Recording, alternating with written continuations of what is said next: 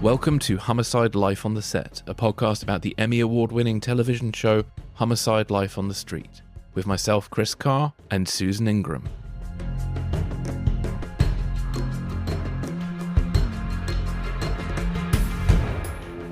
On today's podcast, we're joined by Peter Gerety, who played Detective and then Lieutenant Stuart Gharty.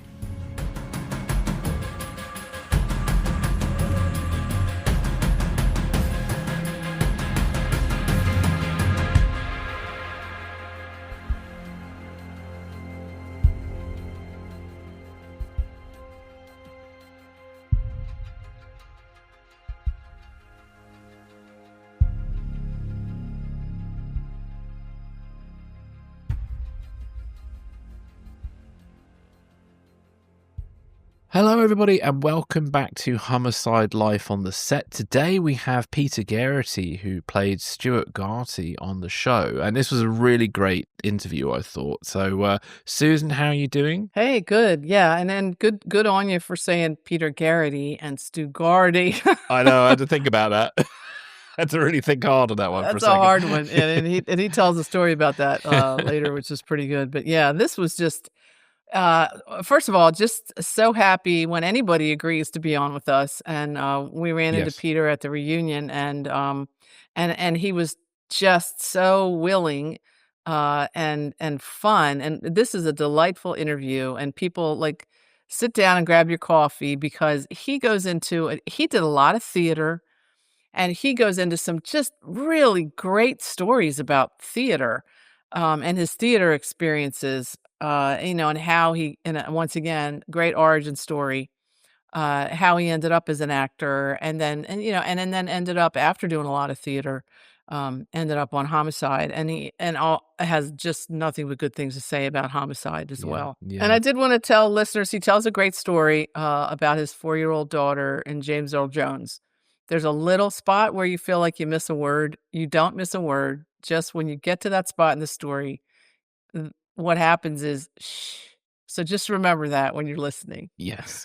Yeah. This interview, we used a slightly different app. We used Zoom instead of the app we usually use, which is called Riverside. So the quality is ever so slightly different to our usual episodes, but not dramatically. I think we've done all right, actually. Zooms can be a bit of a variable beast sometimes when you use it for recordings. But I think we pretty much got away with it. So I think it's pretty clear. But yes, there are one or two little moments where we overlap a little bit, or there's the odd word that just gets ever so slightly garbled. But usually, most time when you're listening to it, your brain fills it in and figures out what it was. So, so I hope that doesn't affect your listening experience. Is there anything else you'd like to add, Susan? No, sit back and enjoy. It's just so many great stories, and he was so candid with us, and it's just a delightful conversation. Yeah, it was a super enjoyable recording. I really enjoyed hanging out with him for what was it, 2 hours in the end. It was great fun. So yeah, and I managed to catch him by surprise at the beginning of the episode as you were here as we go in. So yeah, I hope you enjoyed this one, and we'll catch you on the other side.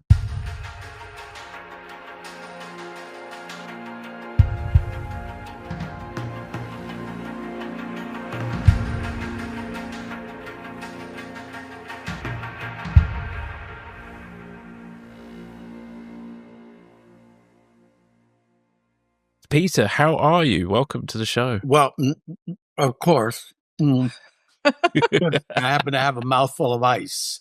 Ice. I love ice. Other than that, I'm pretty okay. I'm pretty good. okay. Great to see you. Great to see you. So excited to see you for this interview because I also recently watched Working Man, which we need to talk about, which was an absolutely stunning film. You were the star of it. It was just a heartbreaking, beautiful film. So everybody out there, if you haven't seen 2019's Working Man, now there's a new movie called The Working Man. I don't know what that's about, but you got to see Peter in Working Man, which was absolutely stunning performance from you, and is getting those kind of, and had gotten those kind of reviews and film festival kudos and everything. So that's and I get lucky. It was really fun. My wife in that film is Talia Shire, who of course was Marlon Brando's daughter in all the Godfather films, and Rocky's wife and Rocky. Great to see her. Right. Great to see her. Well, she and I now, we pen pal back and forth, and I had a massive crush on her. It's just that I'm in the woods of New York, and she's on the coast in Los Angeles, and I just hope she's okay with those fires and everything. Oh Yes. gosh, yes. I have Mm, a couple people out there too. So you have, speaking of those few things, you have. I mean, I started to print out. I thought I'm going to print out everything from IMDb this morning, and it was like 30 pages. I'm like, no, I'm not going to print that out. But obviously, sometimes on IMDb we don't see everything you've done. But 106 features and television shows and television movies are listed on IMDb, with like that run from like we were talking earlier before we came on about Return to Lonesome Dove, which we're going to come right back to in a second. But Return to Lonesome Dove, Homicide, Law and Order, The Wire, War of the Worlds, Charlie Wilson's War, Syriana, Public Enemies, and right up to A Complete Unknown, the mm, Bob mm. Dylan biopic that was last year. So amazing resume and absolutely terrific job on Homicide. So if you want to talk about, well, we did work with each other on Return to Lonesome Dove. If you want to talk a little bit about that first, or just start the beginning and how did you get into film and acting, and Sure, let's how do you got that there? because Yes. there's not a lot to say about life other than the horse that took me up on that butte in Montana, and then eventually I asked the horse nicely, "Would it please go back to the set?" And I think it smelled a filly back there, and it decided it would go back to the There set, you and it, go. and it did. But I didn't have much of a thing on the Return to Lonesome Dove. There, You look good in a cowboy outfit, though, I gotta I say. would look good in a cowboy outfit, but when it came time for the cowboys to race up a hill to uh, confront somebody, it was a massive group of people racing their horses up this hill. And I was the one cowboy who was like holding on to the pommel, saying, "Whoa, horsey, whoa," because it was so That's frightening. great. I think they cut that. A lot of horses in that, and I think that you mentioned earlier the horse wrangler. I think his name was Skip Coster, I I think think maybe. so. I think that Yeah. rings a bell. Anyway, Yeah. so What yeah, a so job. funny to But find out we worked on that together, didn't know it at the time, and then I didn't even know uh it when we were on Homicide together. I didn't realize we had actually worked together before, so I yeah, apologize for not yeah. recognizing Not at you all. without Not at your all. cowboy hat. I think how I got into this business is more fun in a way than the horse wrangling business. Um, it just was I felt abandoned by my dad because of World War II, and he was in both World War One and World War II, and Wow. my mom was overwhelmed, and I just felt like an abandoned child. And I think that that is true of, I mean, I think that is fundamental to why I adore this business and why I've stayed in it for so long and love it. It's because it gives me a sense of community, and Homicide is one of the things that is major with that. I mean, Mhm. if Tom Fontana called me and wanted to film me cleaning out the outhouse or something like that, I would jump at the chance. Not because I love cleaning out outhouses, but because A, I love Tom Fontana, but I want to be a part of things that have other people involved in it. So, for instance, at the Homicide reunion, I was like, you know, I was ecstatic with just seeing everybody and those Mm. faces again, Mhm. and then missing the ones that, of course, were not there, like Andre, Yes. stuff So like that. many, gosh, yeah. But when I was a kid, because of this feeling of aloneness, my sister was a fabulous actress. I mean, she was a painter at Rhode Island School of Design, but she became an actress because she had these three little 5 and 6 year old kids, identical twins, all boys. They were like triplets. And she went to the Provincetown Playhouse and they offered her a job as an actor. And her first role, in fact, was in Chicago.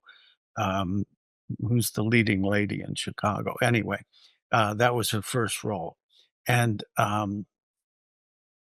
they were going to pay her $60 a week, which was fine for her, but she had these three little kids, and she $60 a week was not enough to afford a nanny. So she turned to me, this is in 1953, and she turns to me, her 13-year-old brother, who looked like I was 10, and she says, "How would you like to spend a summer on the beach?" And so I took it, I jumped at it, and for 3 summers, 53, 54, and 55, I was daddy to those 3 little boys. And, we had a little house down on the beach about the Provincetown Playhouse was amazing. It was built by Eugene O'Neill out of a fishing shack on a wharf. Still had the fishing nets hanging Hmm. from the walls. And, we could see my sister would be up there on the wharf painting sets. In those days, you did that sort of thing, painting flats. And the little kids would be down on the beach, and I'd be taking care of them, painting seashells and such. And, the first show they did was Chicago. That was before Sondheim got his mitts on it. So it was a straight play, and they wanted a newspaper boy to come running down the aisle in the middle of the play, with a newspaper in his hand saying, "Wuxter, read all about it. Roxy Hart is wanted for murder," blah, blah, whatever the headline was, and my sister was Roxy Hart. And so I got the role of the newspaper boy, and I ran down the aisle saying, "Wuxter, read all about it," and the audience started laughing. And I just, what the hell are they laughing at? And I swear to God, at that moment, I became a character actor. Wow. That's and, great. and stayed there for 3 summers, was with them for 3 summers. So when, like 1959 came along or something, and didn't know what the hell I was doing, and I was already married to this brilliant young mathematician, and she asked me on the beach. We went to see my sister and her husband in a play at Matunic, and she asked me sitting on the beach, "What do you want to do with your life?" And we had just seen one of their plays the night before, and I was so blown away by it. I said, "I want to be an actor." And later on that night, after the next play, we all met at a bar together, and my wife turned to my sister, who is now quite an established actress, and said, "Peter says that he wants to be an actor." And at that moment, this man sits down at the table. It was Michael Murray, who was the artistic director of the Charles Mm. Playhouse in Boston. Um, Places where Ned Beatty, for instance, Al Pacino, various people played in that in the early days in Boston. And my sister turned to Michael Murray and said, "My brother says that he would like to be an actor. That's what he wants to do." And Michael Murray looked at me, and knowing that his first plays of the next season in Charles Playhouse, one was Threepenny Opera. He needed beggars for that. And the other was "Oh Dad, Poor Dad, Mama's Hung You in the Closet, and I'm Feeling So Sad" by Arthur Coppett. And he needed bellhops for that. So he needed young men who were not equity yet, who weren't going to command a huge salary, and probably could do props on the side, which I did. And he said, you're going to be around Boston in September? My wife had just got offered a job at MIT in the Nuclear Research Group. And I said, Wow. "Yeah." He said, "You're hired." Wow. So I suddenly became an actor in 1960. I mean, legit. And I don't think, I mean, for a very short, I got very lucky for a long, long, long time. I was never out of work. I I I worked with the Charles Playhouse, and then I got hired by various people in New York, and then I finally wound up at Trinity Rep in Providence and stayed there for 21 years, and I just did an awful lot of theater. I did And at 30. that point, how old were you at that point? You were about In 20? 1960, I was 20. And when um, I was working at the Charles Playhouse, and then my sister came to see me in a show. I think I was doing Freddie Hansford Hill and Pygmalion, and she came to see me in a show and met me in the bar. We're always meeting at bars, and she met me at a bar afterwards, and she said, "You want the truth?" And I said, "Yeah, I want the truth." And she said, "You really stunk." And I mean, she Oh didn't no. pull any punches. She said, "You want to get serious about this as a business, you got Mm. to get to New York and get some professional training." So that weekend was the end of the play, and I went to New York. I had $150 in my pocket, slept on a friend's couch, went down to the Herbert Berghoff studio and gave them my $150, and immediately got a scene study class with Herbert Berghoff. I remember the very first class I went to, Austin Pendleton was doing Cherry Orchard. He was doing some Chekhov with, Austin Pendleton and Chekhov. Now that's just an interesting combination off the well, bat. I mean, it was really brilliant. I wish I could remember the name of the woman Yeah. that he was doing it with, because she's an icon. But I went up to him afterwards. I mean, I was just blown away, and I went up to him afterwards, and I just said, "Austin, that just was so wonderful." And he turned to me and he said, "Thing," because Austin had a severe stutter, but you didn't Wow. Mm. know it when he was on stage. Wow. It was one of those kind of things, and I didn't stay at Herbert Berghoff's very long. Herbert had a play, got a off-Broadway play that he decided to direct, in the summer house with Jane Bowles, who was married to Paul Bowles in Morocco, if you know that story. But um, Jane Bowles wrote in the summer house, and Estelle Parsons was the lead in it. And he cast me as some young man in the thing, and I left his school and went and did that. And I never went back to school. I never went Mm. back to school at all. Um, my training has been on stage with an audience. That has been the whole thing. Wow. And um, in '64, I was doing a summer theater in Minnesota, and I came back into at the end of the summer. I came back into New York. I came back into the Port Authority building, and I called my roommate and said, "Hey, I'm back in town." I had my little suitcase in my hand, and he said, "Don't come home.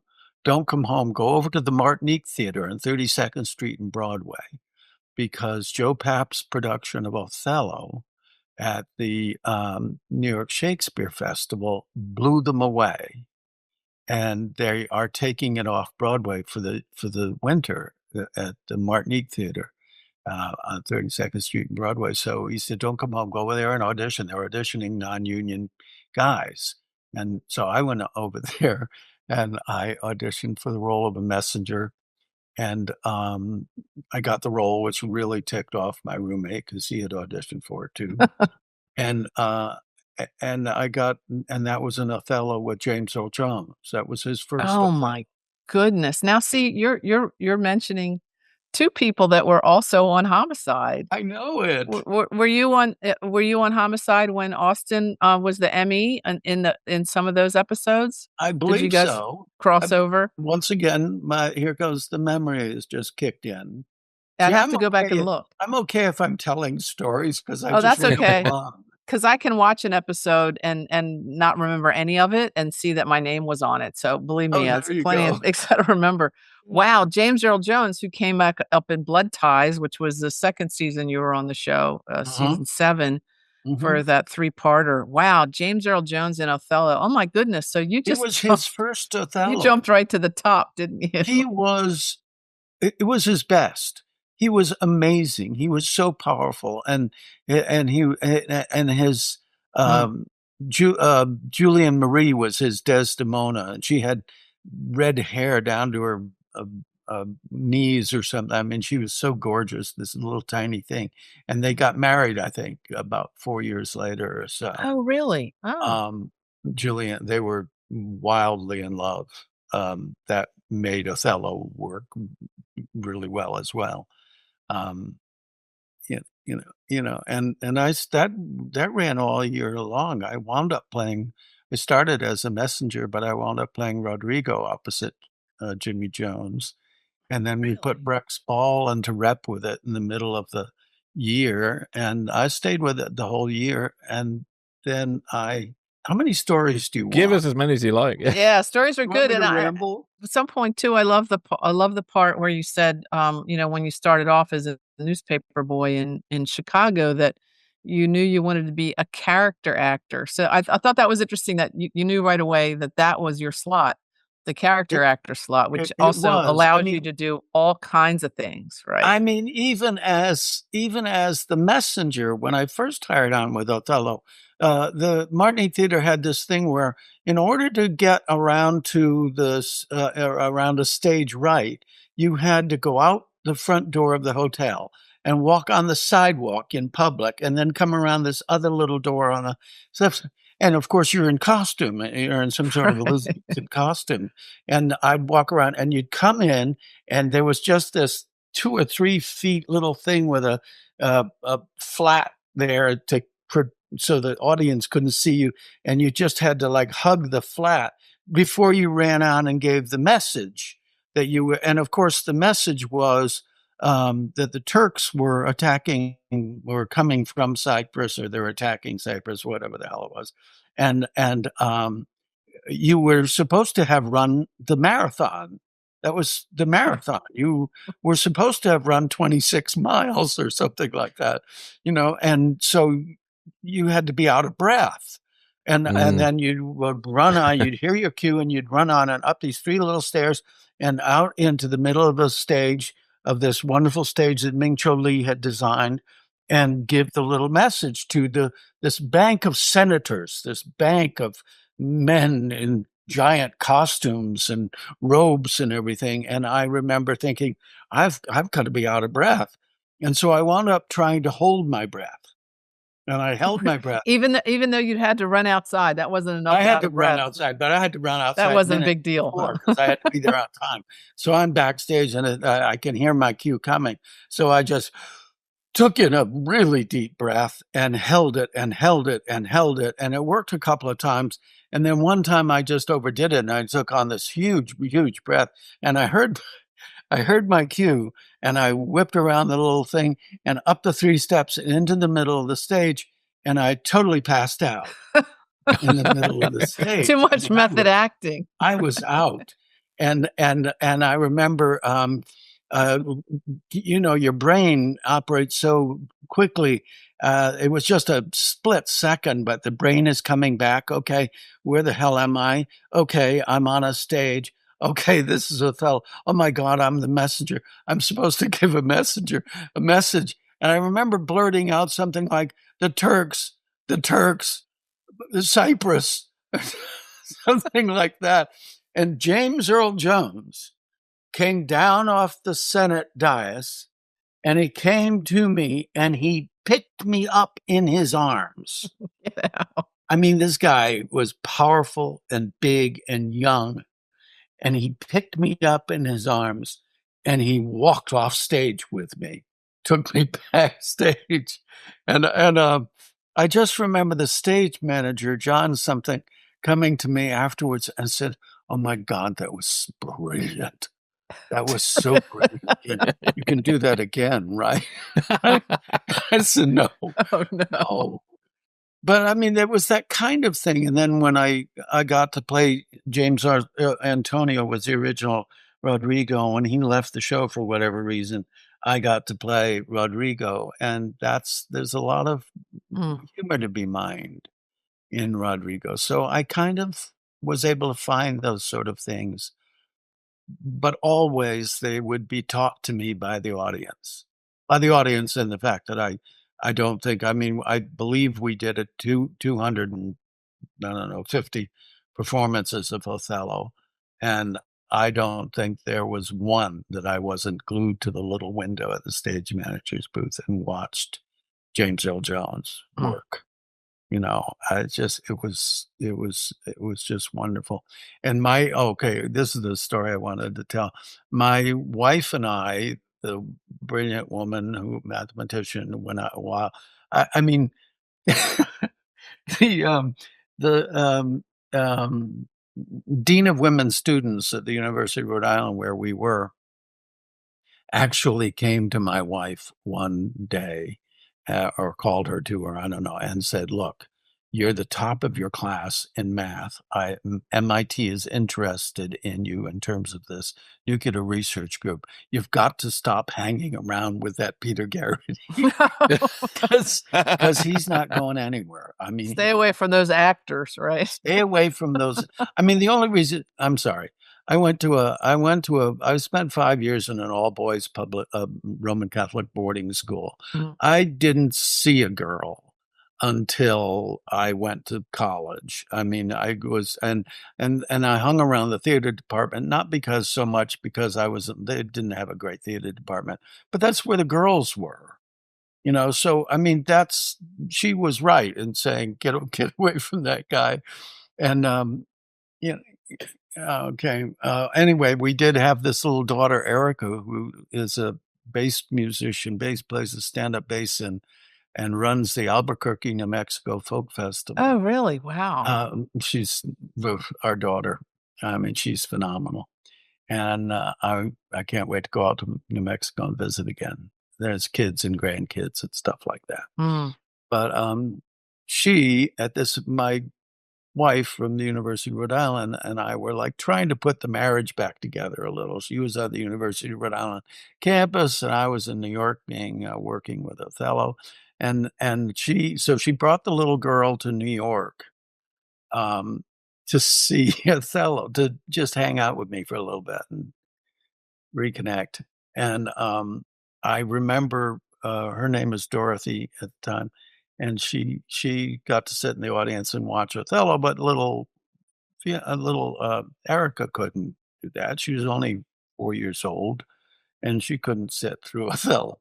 So they had her backstage, and that same stage manager, John, I remember before the show started, because she was kind of this little 4-year-old hanging around backstage, and I remember John going to her and said, "You must not make any noise.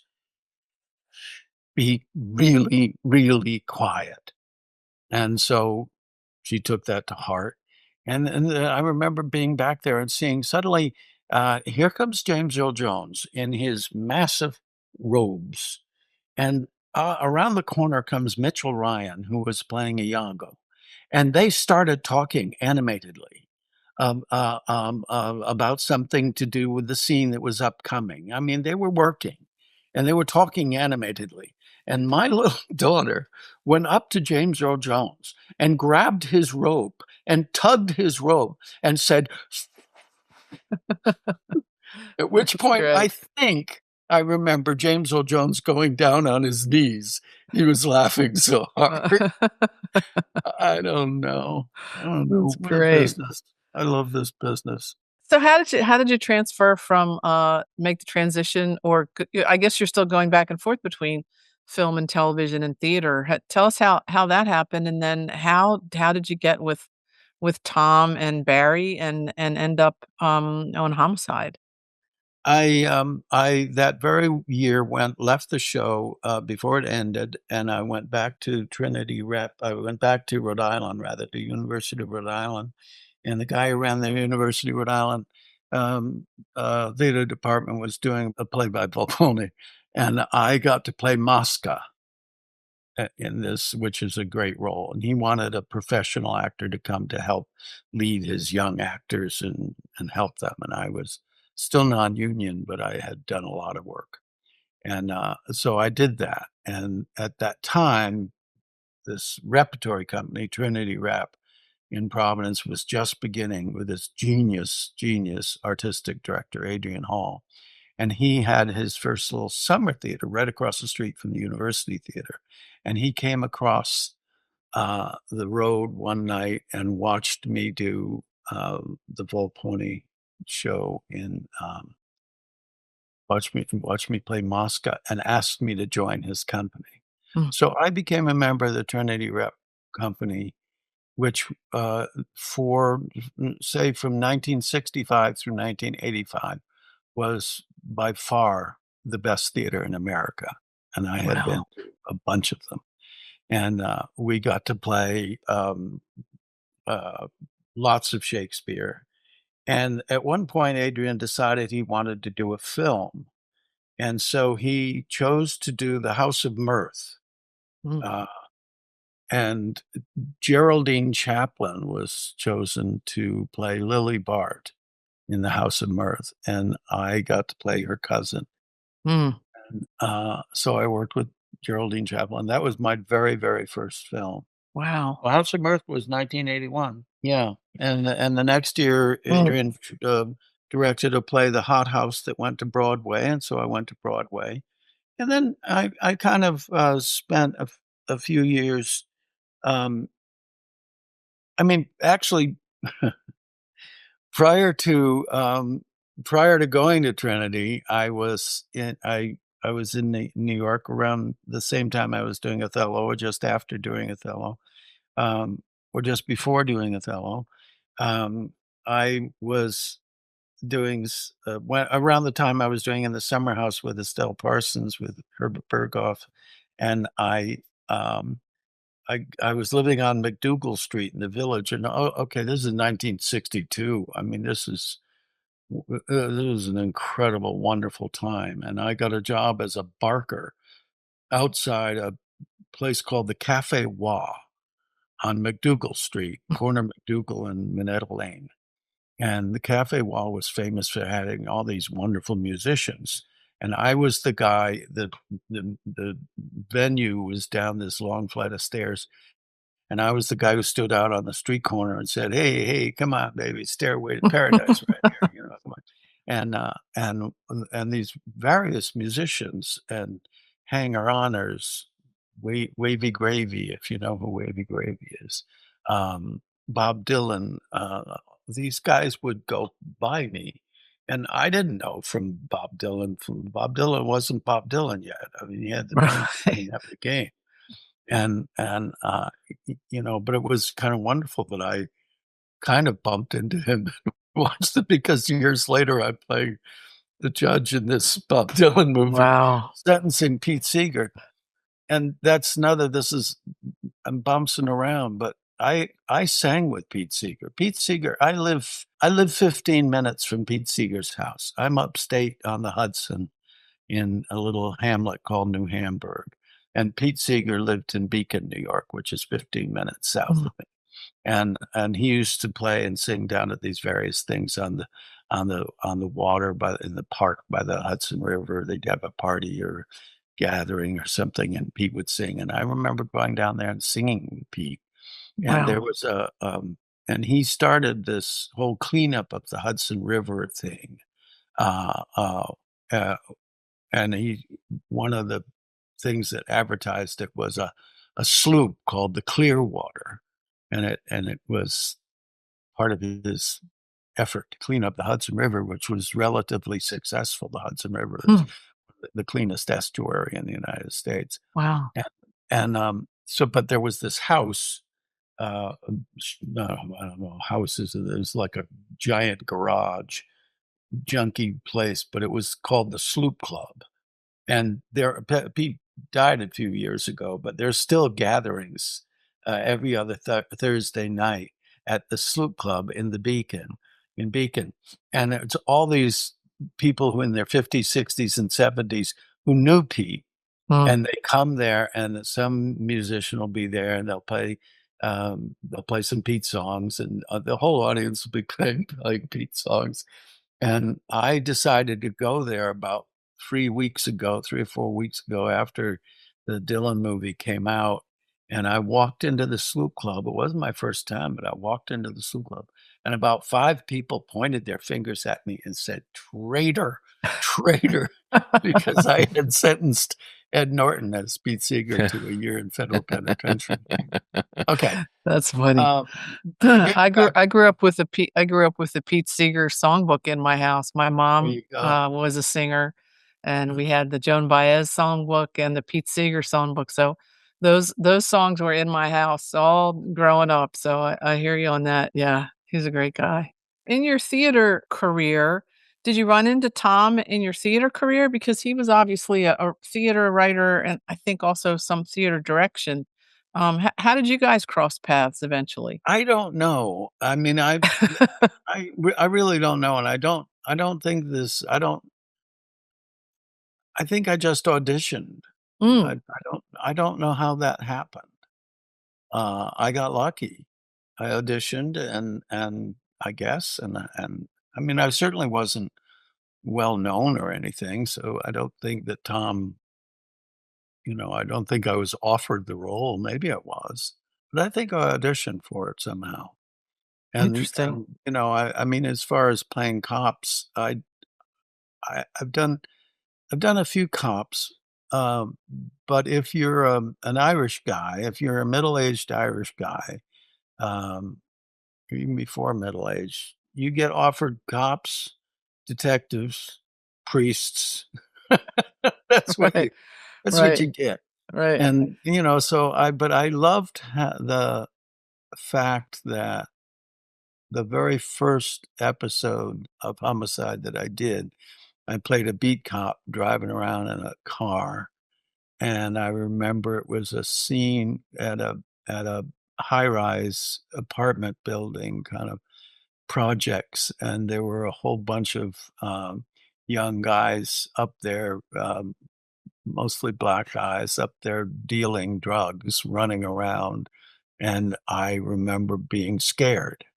My character was, scared to go in and do my Because job. they were shooting at each other too. They were They were shooting at each shooting, they other. were shooting I each guess other. that was it. Yeah.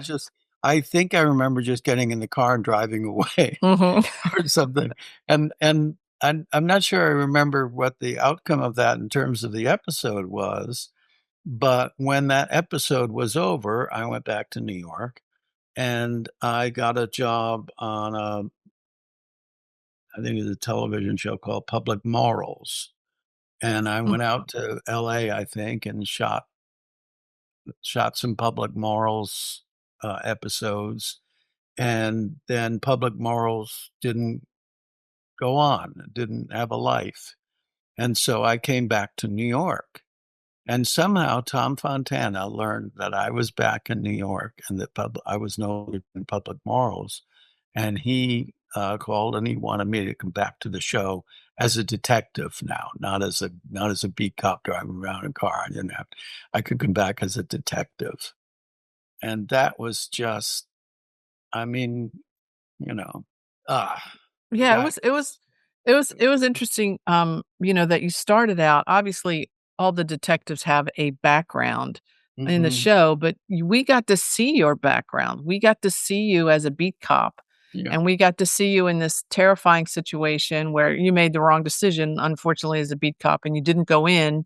You waited 20 minutes or whatever, the script said, to go in, and there was an investigation about what you should have done or not. So when you come back as a detective from internal affairs, you have this negative background, that the homicide detectives are not happy. They're not happy to see you.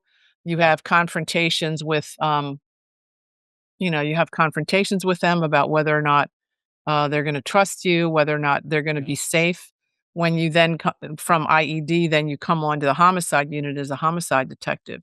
And so it's really interesting because you have this huge character arc, Yeah. starting with the beat cop who was, not necessarily dependable, to this really multi-layered homicide detective. In the movie, you're a lieutenant. So you really had this huge arc for, the last, but between seasons 4, 5, and then most of your episodes were 6 and 7, and then the movie. Did you have any? You said you'd played a beat cop before. Did you have um, anything to draw from? Some of the detectives there talked about getting to hang out with some of the homicide detectives, going on drive-alongs with them. Did you have any background, or did you just rely on that character actor skill of yours to jump into that, beat cop role before you became. I think I relied on, uh, I loved being in, it was like being in a theater company. I loved being in, this cacophonous kind of this group of people that were and the way it was shot, I mean, there was just, overlapping, scenes and overlapping storylines going on all over the place. I remember one of my first, I recollections of that is watching Ned Beatty. Ned Beatty would be at his was at his desk, and he's working at his desk, and I don't know what the hell he's doing. He's shuffling papers around, and he's just doing stuff. And suddenly, somebody calls action, and nothing changes with Ned Beatty. He's still shuffling the papers around. He's living a life, and people are walking by, and there's one storyline over there that's you know arguing or something like that, and then over there, there's somebody feeling lovesick or something, and there's all this stuff happening simultaneously. And I've to this day, I've never seen I mean, I occasionally watch a cop show. I don't really very much, but, um, they always focus on one thing for the most part, and it has to do with the star or whatever, and I just had to I just felt that I had to hang on and do what it was that I needed to do and not be so dependent upon what other people were doing. Um, it's a style of filming that I've never experienced before and not much since either. Um, Yeah, we had some people comment that in some ways it was like theater, yeah, because there wasn't a lot of rehearsal. Well, theater has a lot of rehearsals, but this idea there were these huge long takes where he would try to, the camera, whether it was Alex or Jean, try to encompass everybody. You had to be on all the time. You were never yeah, off camera because you yeah, never knew when it was going to swing back to you for a line exactly. or just for a beat or for a reaction. You've got to Um, keep a life going. You know? right. And I mean, I remember the storyline of, early on that I didn't have anything to do with it, but the storyline of the little girl, Adina Watson, who, Oh, yes. gets killed, the little girl in the red raincoat who gets killed and she's in the rain and they find her body, and the cops are all walking around screwing up the scene, uh, screwing up whatever evidence there might be there.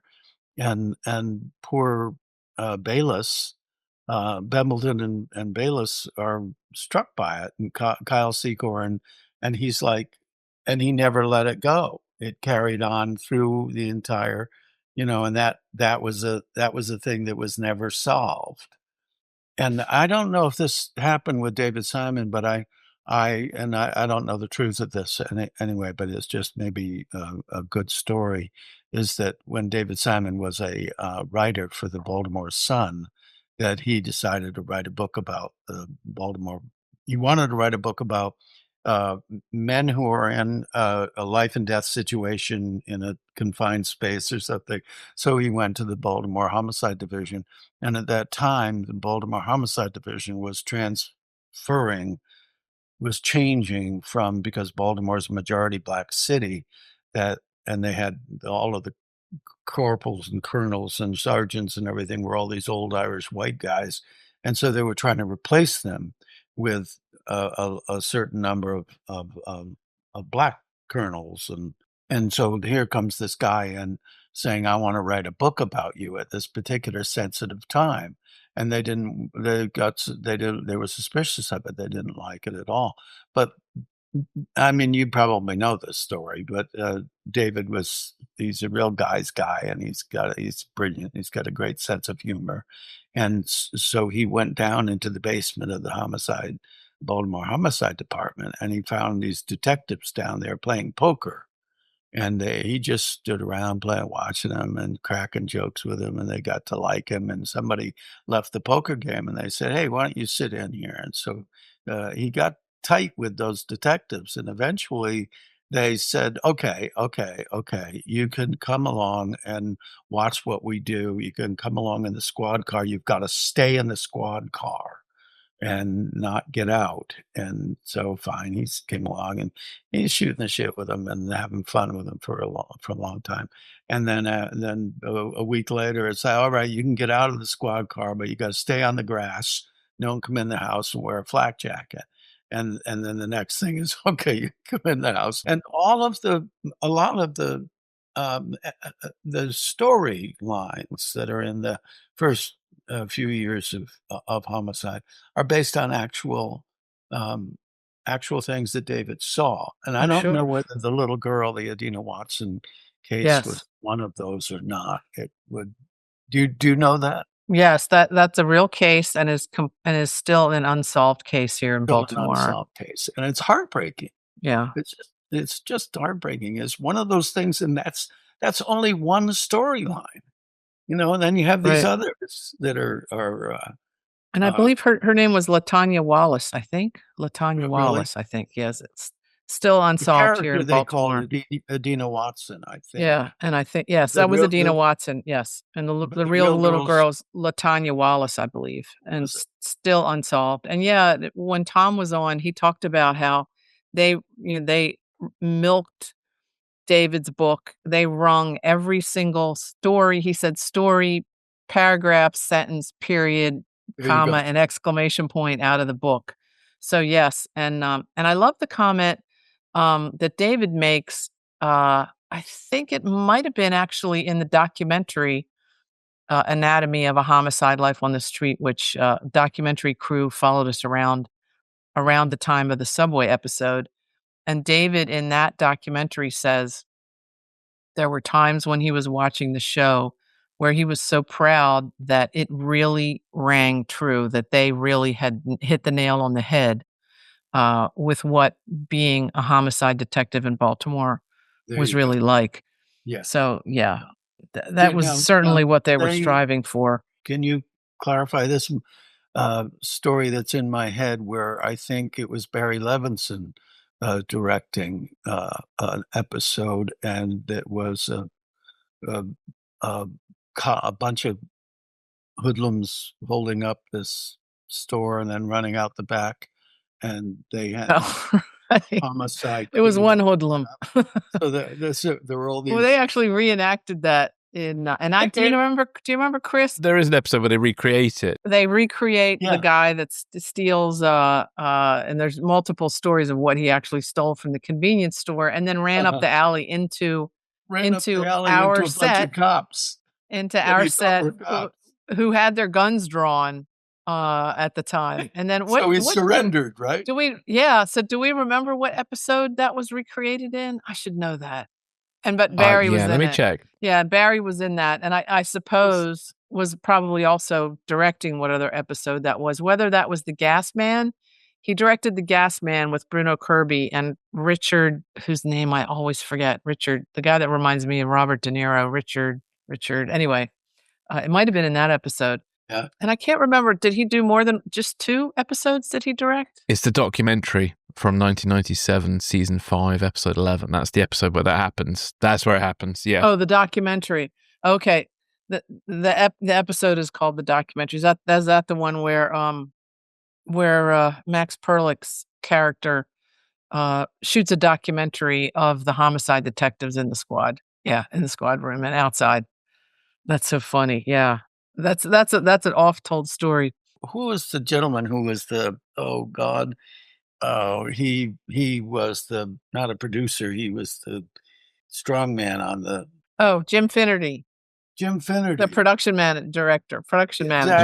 Exactly. And I cannot tell you how many shows that I did after Homicide, and there would always be some Finnerty. One of his sons would be. Yeah, if you were working in New York, yeah, his Yeah, sons they were working well in New York known. or something.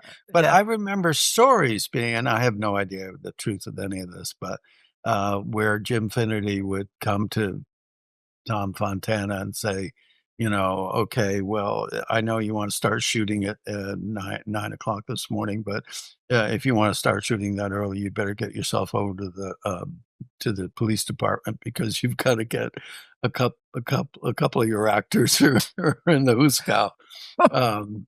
And I'm not sure who he was referring to. We have not delineated who that might be at this point. We've heard that. There's ongoing theories. Yes, but we don't ongoing know. theories. We've Well, heard. if I say the names, we've heard mention of that. I could bleep them out. Yeah, you can tell us, but we will have to bleep the I names don't out. know for sure. This is rumor, but I think it was, and it may have also been. I think got into some trouble. Yeah, got into some trouble apparently with the police. Apparently, he was armed at the time. So they had to get Finnerty had to go bail him out. And they somehow, because I never heard those stories, so they somehow were very good at keeping those stories under wraps.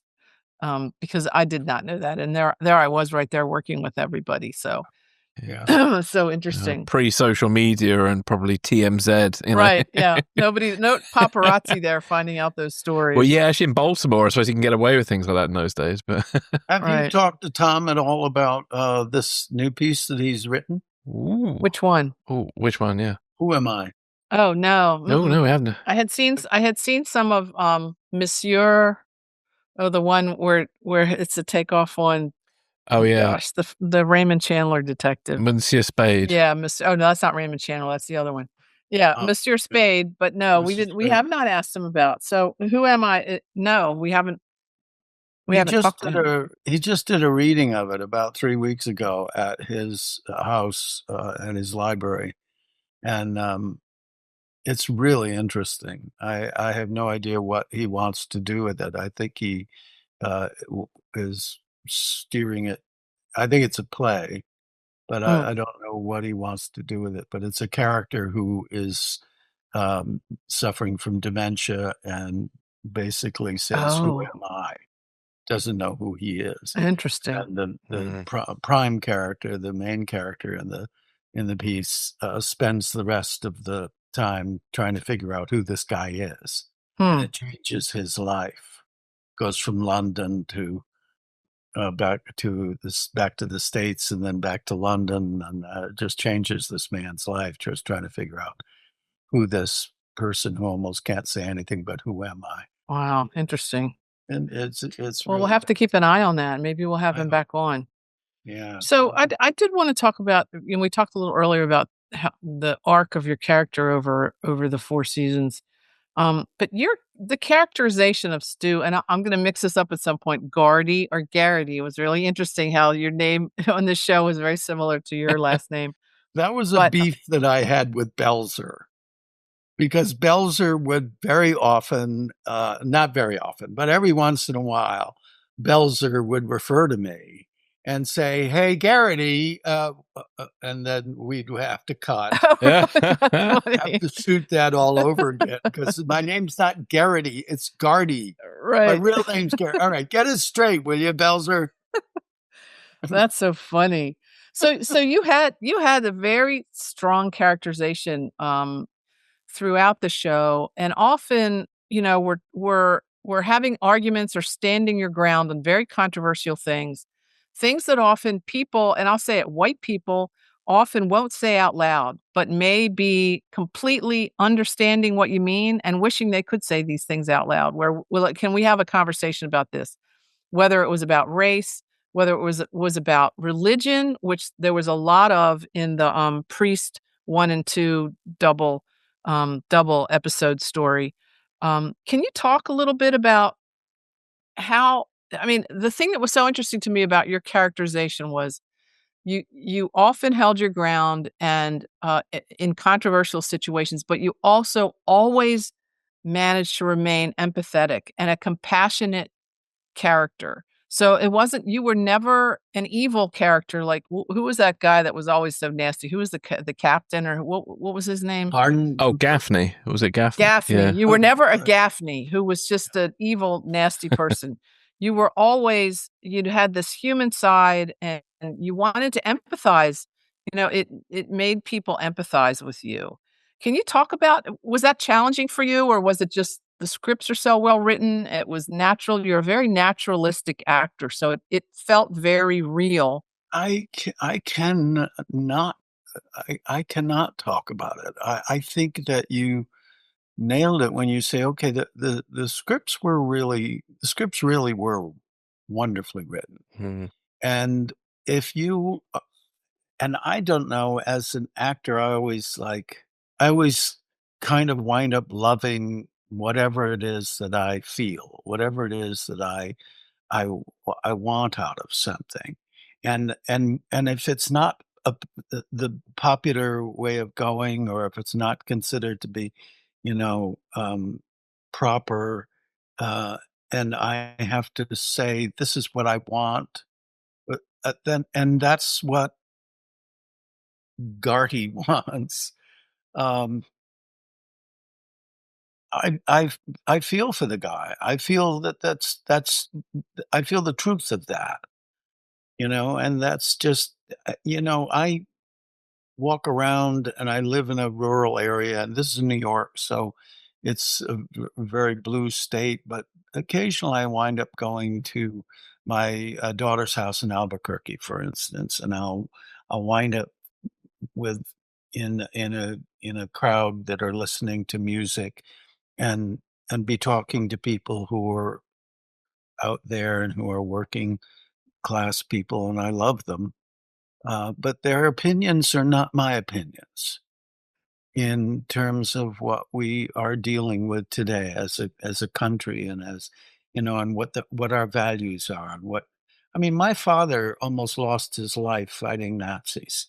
Mhm. I'm not sympathetic, but when I run across people who feel a certain way towards where the country should go, or what the role of women is, or I have a trans child, for instance, that I didn't know about until 5 years ago, and my trans child is a woman by the name of Kit, and and it's been a long time since I've been able to say she, because I have to get used to it, Mhm.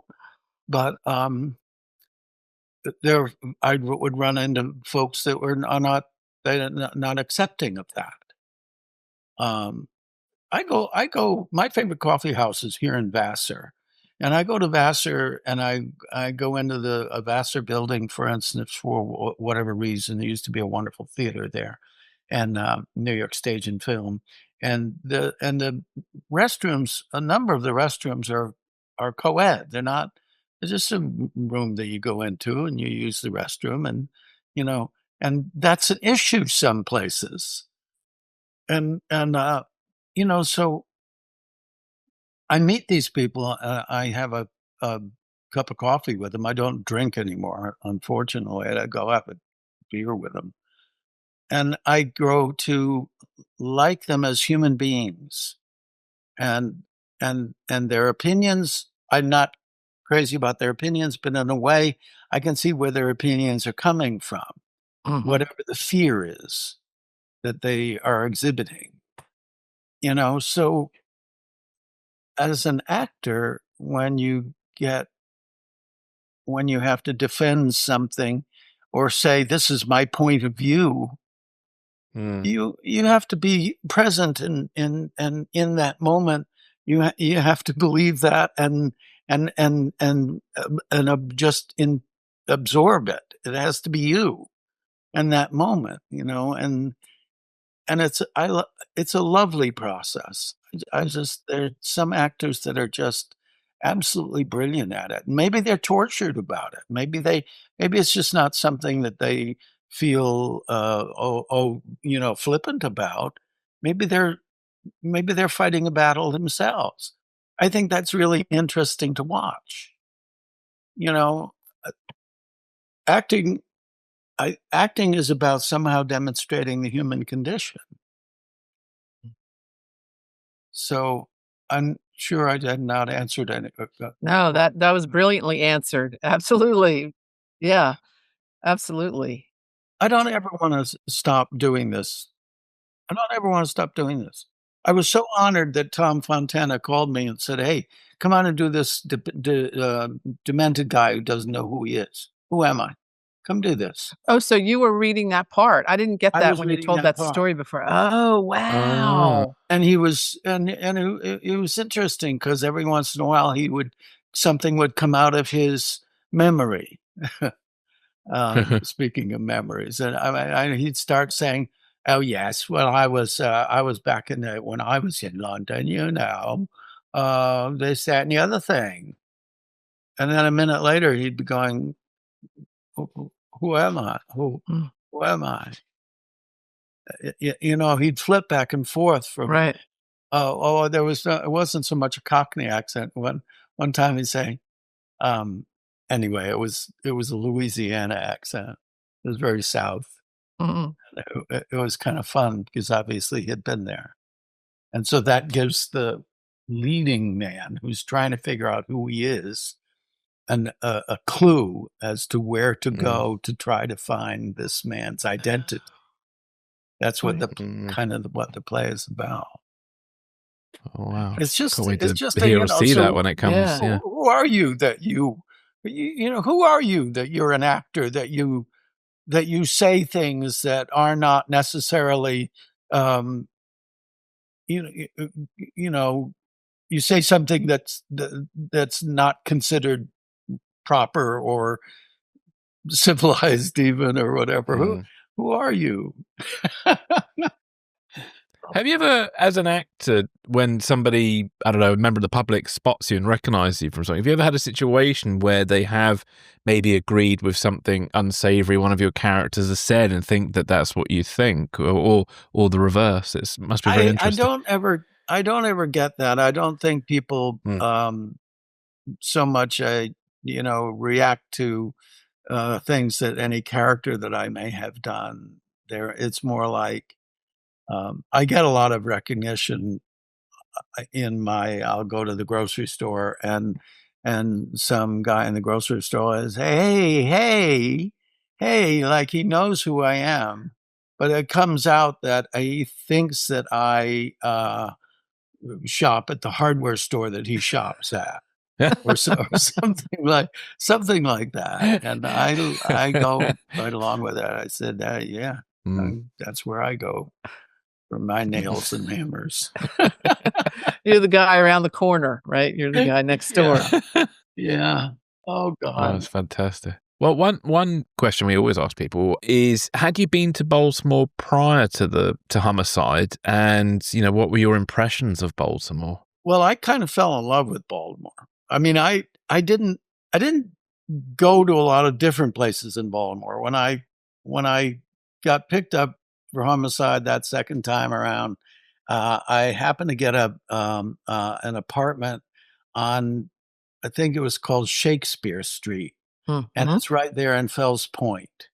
Mm, And it dead ends, it's like 4 or 5 blocks or something, it dead ends at some other street, and right there, there was a Greek restaurant, and I got to rent an apartment that was above the Greek restaurant, and it was just the best thing because every once in a while, the lady that ran the restaurant, I'd come home after working, and there'd be some Greek food in a package by my door, oh, perfect. Oh, wow. and it was really That's sweet. great.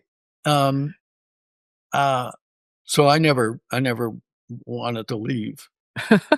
I almost bought I was thinking of it, thinking of buying a house there, Mm. in the not Fells Point, it was the little neighborhood right next to it. But I remember things like, I don't remember the name of the neighborhood next to Fells Point. It's a very busy little neighborhood, same structure, little tiny streets. And I remember in one episode, we had a car chase. It was some bad guys were in we suspected they were bad guys, were in a pickup truck. And Callie Thorne and I, because she was my partner for a while, and Callie Thorne and I were racing after the pickup truck. following it. And it was through these tiny little narrow streets, and you had cars parked on both sides of the streets. You had very little. There was it was you. It was dangerous to travel too closely, and you couldn't pull around because there are cars coming from the other direction, I think. Anyway, it was just too narrow and too crowded. And Tom, I think, was very, very proud of the fact that that car chase, he considered that car chase to be the slowest car chase in the history of car chases because we just never could get anywhere with it. You know, Right. I mean, I don't even think we caught up with the bad with the bad guys. The traffic was too bad. There was that kind of thing, but also I got to say this about Callie Thorne. I have a tendency to get crushes on women at the drop of a hat, and I loved working with Callie. But the very first, and I don't know what episode this was, but the very first episode that I did with Callie, um, I think I was going back because I had these two children who were teenagers at the time, Eamon and Fiona, and they were in this. Thank God I found this wonderful school for them, the Urban Academy, which was a kind of a progressive school within the public school system, 4 or 5 blocks from this apartment that I had on 74th Street, and the kids were staying there. Mm. And I just had to be in constant phone contact with them because I mean, they're high school students, and they're alone in an apartment, and New York. in New York, and dad's in Baltimore shooting a series. So I went back to New York as any time I had the chance to do that, I would drive back to New York. I got to really hate the New Jersey Turnpike. Um, but Callie, I think, also lived in New York. I'm not sure, but she needed to go to New York. And I remember driving when we first met each other. I remember driving her. I said, I'm going to New York today. And she said, "Oh, can I come with you? Can I come with you?" Sure. And so she hopped in the car, and I was driving to New York. And somewhere along the way, maybe it was one of the first times I made this trip, but I took the wrong trip or a turn, or I had to get gas, or I don't know. But I got off the New Jersey Turnpike, and it was there with those, I forget what you call them, but the meadows, the meadow grounds of New Jersey, just before you hit the Hudson River, and there are all these tall swamp grasses. Mhm.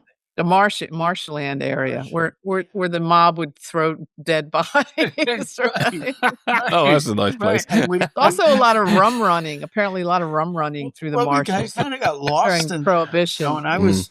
I was trying to find my way out legitimately, but on the other hand, I was not unhappy to be lost in the marshes with Callie Thorne, right? That's great. And then, but I noticed Callie was getting really uptight and really nervous, wanted to get the hell out of there, and and and I don't know how it came up, but it Who turned is out. this guy driving me around the middle of Well, nowhere? I know, but Right? what really was motivating her fear was she had this visceral reaction to the Children of the Corn. Ah, Do you remember that? Is Yeah, that of course, yeah. Stephen King Yes, horror I yes, don't yes. movie, remember right? Children of the Corn, but she was terrified of Children of the Corn. And so there was something about the marshes that made her that Made her connected think of with that. that. She just wanted the hell out. That's so Um, funny. Can you yeah. talk a little bit about working with her? Because, we've talked in other episodes about how the show was cast, and Mhm. that often, if not every time, the detectives that were partnered with each other were basically polar opposites, Yeah. right? You think of, Kyle and Andre and Mhm. Danny and Melissa. I mean, they really did a good job of creating the tension, uh, between the characters by not just how they wrote the characters, but who they cast in those, in Yeah. those roles. So could you talk a little bit about that? Because you guys had a really great relationship and back and forthness where I think you're both learning from each other. Like, you're learning about what it's like to be a young career woman who's under pressure, and she's learning about what it's like to be, an older Roman Catholic, very sort of dedicated, detective, experienced detective. So Trying talk to be, yeah, trying how to express that.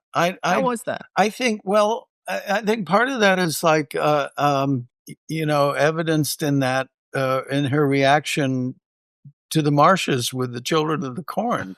Um, Callie was Callie did not ever strike me as being a particularly spontaneous person.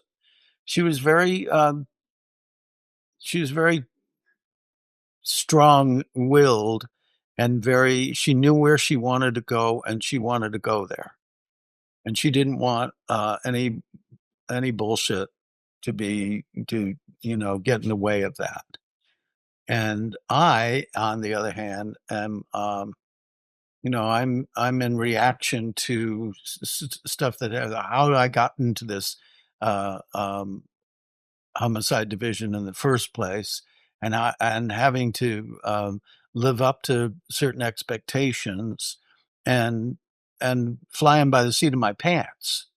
So the whole flying by the seat of my pants um, kind of quality, I think that how I react to things was, as you say, diametrically opposed to how Callie would. Callie was very, very strong in her intentions, and my intentions were more malleable.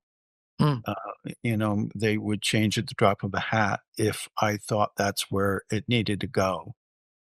But I would try various things, and Callie was more like, "No, we're doing this. We're doing this." So we did have that kind of, yeah, that dynamic of having to, in a way, battle each other at the same time that we're trying to figure out what the particular issue is. right. So there was an episode where your character flashes back to some very traumatic episodes. This is sort of off your question, Chris, about Richard. Your character flashes back to having been in the Vietnam War, and Belzer, who was a opposite sort of probably was protesting during the Vietnam War, is constantly like picking at you about it, until it's revealed later that you actually stood up to your commanding officer and were discharged, because you didn't like what, the commanding officer had done as far as, uh, Chris, you said a massacre in a We village. That's it, It yeah. was almost like the My Lai Mm. massacre, kind of thing. Um, Yeah, so they had you and Richard in a sort of contentious relationship in that episode. Do you remember that? I vaguely remember the contentiousness with Richard. I more strongly remember the shooting of the episode the shooting of the scenes with the Vietnamese people um, who I was resisting, or defying my commanding officer about. Well, what was that episode like for you? That was, yeah, because it's quite a big episode for your character. And lots of Mm, flashbacks and things in it, yeah. I know. That was really powerful. It was mm, very emotional mm.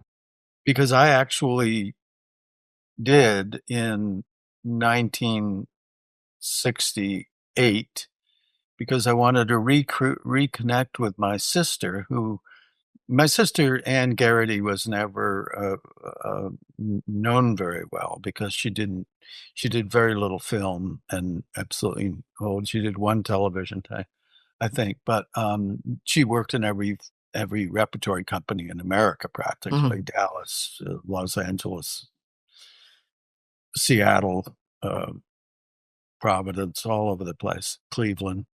Um, and then uh, the man that was directing at the Provincetown Playhouse when we did Chicago, Tom Hill, was just a great actor and great director of Chekhov. Do you remember a movie called um, The Never Ending Story? Yes, mhm. Is that something that you recall? You remember there was a kid that went into a bookstore and he was being chased by some bullies and he hid in the bookstore and started reading a book, and the bookstore owner turns around and says, "What the hell are you doing here?" Very tough guy. That's my brother-in-law. That was my sister's husband. Really? And I was at Trinity Rep in Providence in '68, and I wanted to reconnect with my sister, and so I went out. She was out she and Tom had been working at the Seattle Rep, and then he had created a company in Portland, Oregon, and so I went out there and spent a little time out west with them. And in '68 and '69, the West Coast was heaven for a young Wow. man. And so in '69, I went back there, but I was also drawn back there because of the Vietnam War and Tom's opposition to it, and they got fired even though he was the artistic director of the American Theater Company of Portland. He got fired by the producer, who was a very right wing kind of guy, and Ann and Tom were conducting theater in the streets of Portland, Oregon that was very anti-war. And so they wanted to create an anti-war theater company, Hmm. and I went out there to join that, and my sister found this storefront in, Portland in this black warehouse district, and they called it the Storefront Theater, and we went out there and we did 5 or 6 years of theater that was mainly, or at least in the beginning, was very anti-war, uh, was also very, uh there was a lot of there was a gay contingent, there was a lot of nudity, it was a counterculture kind of experience, but it was founded as an anti-war theater company. Hmm. And Interesting. yeah, and so you know, I mean, um, we did takeoffs on Greek plays where the men had long rope penises and the women had giant plastic uh, things that looked like diaphragms. Um, it was it was a fascinating and an interesting time. Interesting. Did you do hair? Or was that around yet? That was had No, anti-war hair. portions. We didn't do hair, but we did stuff that was like that. I auditioned for hair. I auditioned for the original company of hair. Really? Didn't make it. So that experience sort of informed, when you came into this episode that included flashbacks to the Yeah, Vietnam War, it was yeah, connecting for you? yeah. I felt very powerfully about it, and I had kept up with, all the machinations of the, war and the effects it was having on the Vietnamese people, Cambodia, the bombing of Cambodia and, Nixon and just the whole Uh-huh, bloody kettle of fish. uh-huh. But so it was very impactful to me um, doing those, flashback scenes in that, uh, uh, really, I just couldn't get Me Lie out of my brain, Sure. you know? Yeah, and it was interesting the way they tied in also the shooting episode, Fallen Heroes, because there's a part in, The Same Coin, I think is the name of the Vietnam flashback episode, and Mhm. Callie gets shot, and there's a piece of her lying in an alley. It's a flashback, but it's as if she got shot in your memory, but it's also, related to the episodes where you guys got shot in the squad room. So it was really interesting the way they tied all those things together and sort of basically sort of munged your trauma together, right? Because the shooting in the squad room, obviously, huge trauma for everyone, but especially for you and Callie, who got shot and survived it. So it's really cool the way they tie not only you to your character's background, but also tie it to, prior storylines in the Right. show as well, and, your working Beautiful artist. relationship. Yeah, amazing. Did they, in that episode, did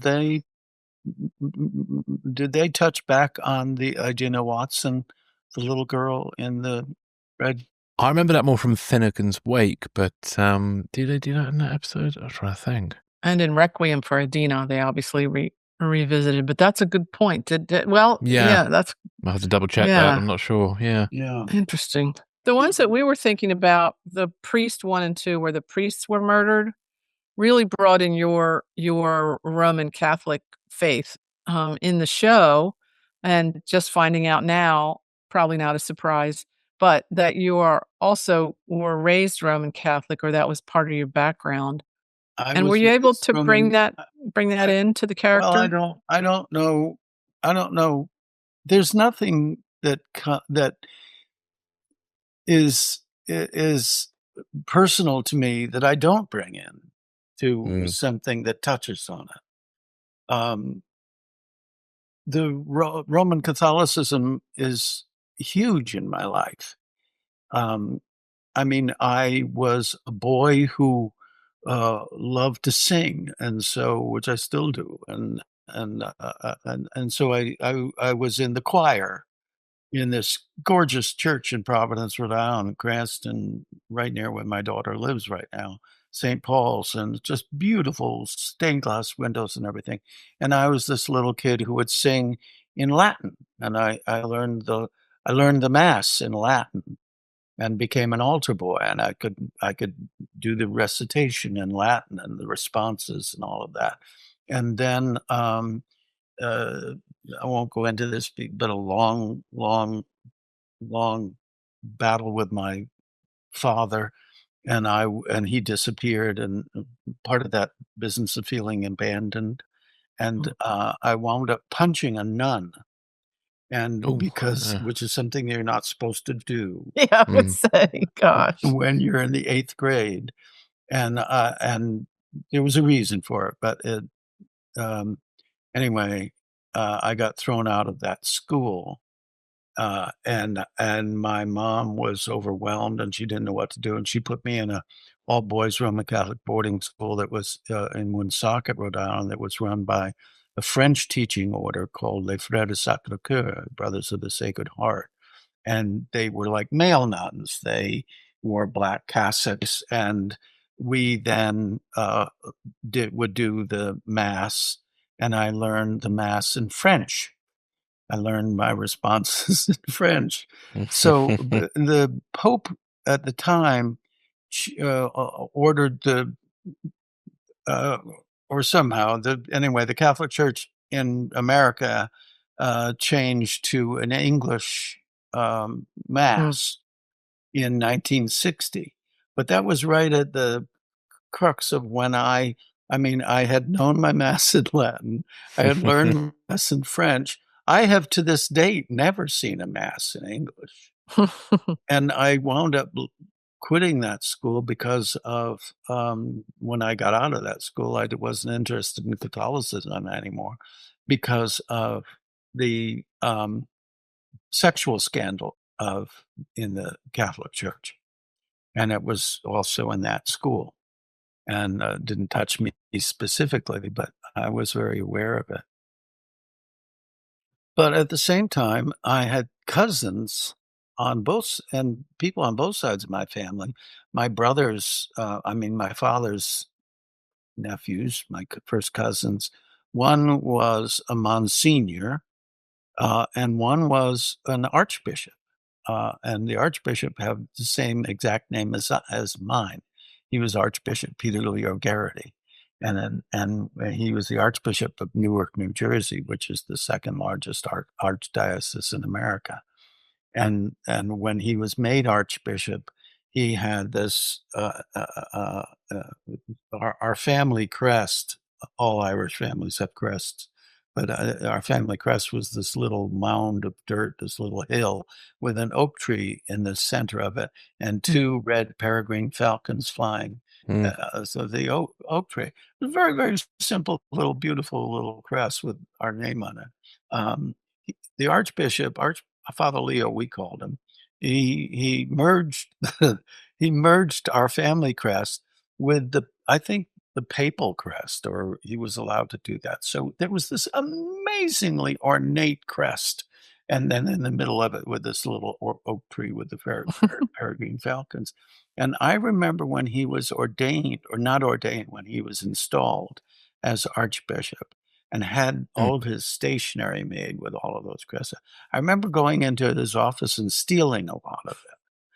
And then for the next several years, I would write notes to my friends, or little letters to my friends or something, with this incredible crest on it. And then on my mother's side, my mother's sister was the Mother Superior of a Catholic order, the Order of Jesus and Mary, here in New York. She was Mother Mary Aquinas. So I had Mother Mary Aquinas on my mother's side. I had the Archbishop Peter Gerety on my father's side. I mean, I was steeped in Catholicism, Wow. and Mm. stopped being interested in it, except in a negative way, Mm. uh, before any of this started, right around 1960. It's interesting. In the priests episode, Yeah. as the priests are being murdered, they take them to the morgue, to the ME's office, and there's a really great scene where, you go over and see the Monsignor. Interesting that you had a cousin who was a Monsignor. Mm. The Monsignor who had just been murdered is in the same room in the ME's office with all the other dead bodies. Yeah. And you come over to the Monsignor and say, "This isn't right. This isn't right. He shouldn't be here with all these other people." And Callie and, um, Michelle Forbes, who played the ME at the Yeah. time, Yeah. were just like, Michelle just looks at you and says, "The freezer's full. This is where everyone is. He's here with everyone else. He doesn't get any special attention. Everybody here gets the same attention."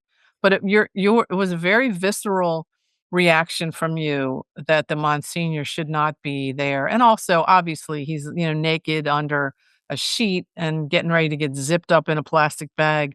And the only consolation was that Michelle says that the church was sending people over to pick the body up to take to, the church or the funeral home or whatever. But yeah, that's interesting. You could certainly draw on that if you had a cousin who was a Monsignor. Oh, a cousin who was a Monsignor and his older brother who was an Archbishop. Right, amazing. My aunt Charlotte in Fairfield, Connecticut, he was married to my dad's brother, PL, Peter. His name is Peter Leo as well. I'm named after him. Um, uh, I mean, my aunt Charlotte had 9 boys, and they all wound up being doctors or lawyers. Pierce was promoted by Eisenhower to be head of the Hungarian refugee. I mean, they were all high achievers. And the Archbishop was the firstborn of them, and he lived to 104. He outlived all of his younger brothers, Mm. lived to Wow. 104. But I can hear Michelle saying, "Thank you for reminding me of that." And now the freezer's full. No, Right, freezer's full. it doesn't get any special. But it also brings it all back to me, the feeling that I had when I was looking at this Monsignor who shouldn't be lying on a bed naked with the rest of the. He deserves something else. Mm. He deserves the attention that the church would give him, and yeah, I can imagine that being an emotional moment for me. Mhm. But see, Mm. that's what I mean. I mean, all actors do this. When you bring your own life into the moment, you bring your own experience and your own feelings and, you know, into the moment. And then it's spontaneous and it's real. And it's not, something that is imposed over, because of some technique or something like that. Chris, since you just watched, and I have watched it recently too, but you watched it more recently, Do you want to talk about Shades of Grey, which was another one that featured Peter and Callie? Yeah, it's a very interesting episode, that one, because it's one about the riots connected to the death of the bus driver. I don't know if you remember that one, Peter. Say more about it. Yeah, so basically there is two guys on a bus who have competing radios. One's African American, the other one's Jamaican, and then the bus driver gets irritated with them, and then he accidentally runs over a woman, which then leads to a big riot. And then basically the squad have to go and investigate sort of the circumstances of the lady being hit by the bus and the driver being killed. And the bus driver was white. Yeah, and the bus driver was white, and he gets killed by mob violence, effectively. And what's interesting is you have a really great scene with Giancarlo Esposito, who played Mike Giardello, Right. Giardello's son, and he's a fantastic actor. And your two characters are sort of having the debate about the racial context of what happened, and Stu talks a little bit about sort of the white experience, and then and Giancarlo talks about the sort of black experience to it, and a very powerful episode. And in a weird way, everybody's right and everybody's wrong is a very interesting episode. I don't know if you have any sort of memories of working with Giancarlo or even working on that episode. What's the name of the episode? Grey, so it's from Series 7. It's a very powerful one from Series 7. It was actually written by David Simon as well, that one. And the thing that's interesting is at the end of the episode, after all this sort of racial under and overtones has happened, the woman who causes the accident by stepping off the curb, people think that the driver hit her because she was black. And in fact, because she was also probably from Jamaica, was used when she stepped off a curb in Jamaica, she was used to looking a different direction than Right. here. So she says, I looked the wrong way. She says it was my fault. It was basically this little mistake that she stepped off the curb because she looked the wrong way. After this huge sort of universal discussion and angst and arguments about race happens in the show. Really interesting. Do you remember? I'm so sorry. No, that's okay. I don't, but I love your description of it. I've just written it down. I've got to find it and watch it. Just yeah, it's a really powerful episode. It's very good. Really, I mean, I remember so clearly the first time I ever went to London. Stepping off the curb and all the traffic's coming from the wrong way. Right. Yes. That whole why doesn't everybody drive in the same? Yeah. Well, yeah, I know. When I first went to Ireland, I rented a car in Shannon, and I drove out into the countryside, and I spent hours just driving on country roads to get that into my head. And I finally got it into my head because you're driving on the right, the driver's wheel is on the right side of the car rather than on the left side of the car. You're on the right side of the car, and I need to keep the traffic on my right side, not on my left side. And I wound up, the solution that I had to teach myself was that I would roll down the window of the car that I was driving, and I would put my arm out as if it was a lance. Okay. That's one way of doing it. And that I was jousting. I had to keep the car on that side because the other car on that side because I was jousting with him. And I would actually drive down these country roads saying, I'm jousting, I'm jousting, I'm jousting. And That's it worked. Great. That's great. After a few days. Yeah. And I remember driving in Ireland and thinking the same thing. I have to remember to keep myself on the center line, which is gotta unusual. Get into the jousting mode, girl. On the wrong side of the, as we say here, on the wrong side of the street, right? No. Well, Peter, more general question: what was it sort of like working as part of an ensemble cast, and do you have any memories of some of the other actors that you worked with? Because you worked with some brilliant people on that show. Just absolutely brilliant people. My general feeling about it is that it was just a gift because I was so used to working in theater companies. And you always feel like you're in a theater company, you feel like you're in a family. And you work, particularly when I worked at Trinity Rep. I mean, I worked in total, because I went after my 5 years on the West Coast with that anti-war theater, I returned to Trinity. So in total, I worked for Trinity for 21 years. I was 21 years doing constant Shakespeare and Chekhov and whatever, with them, and feeling uh, like I was home, like I had. It wasn't just friendships; it was like almost real family relationships or something. And I felt the same way about Homicide.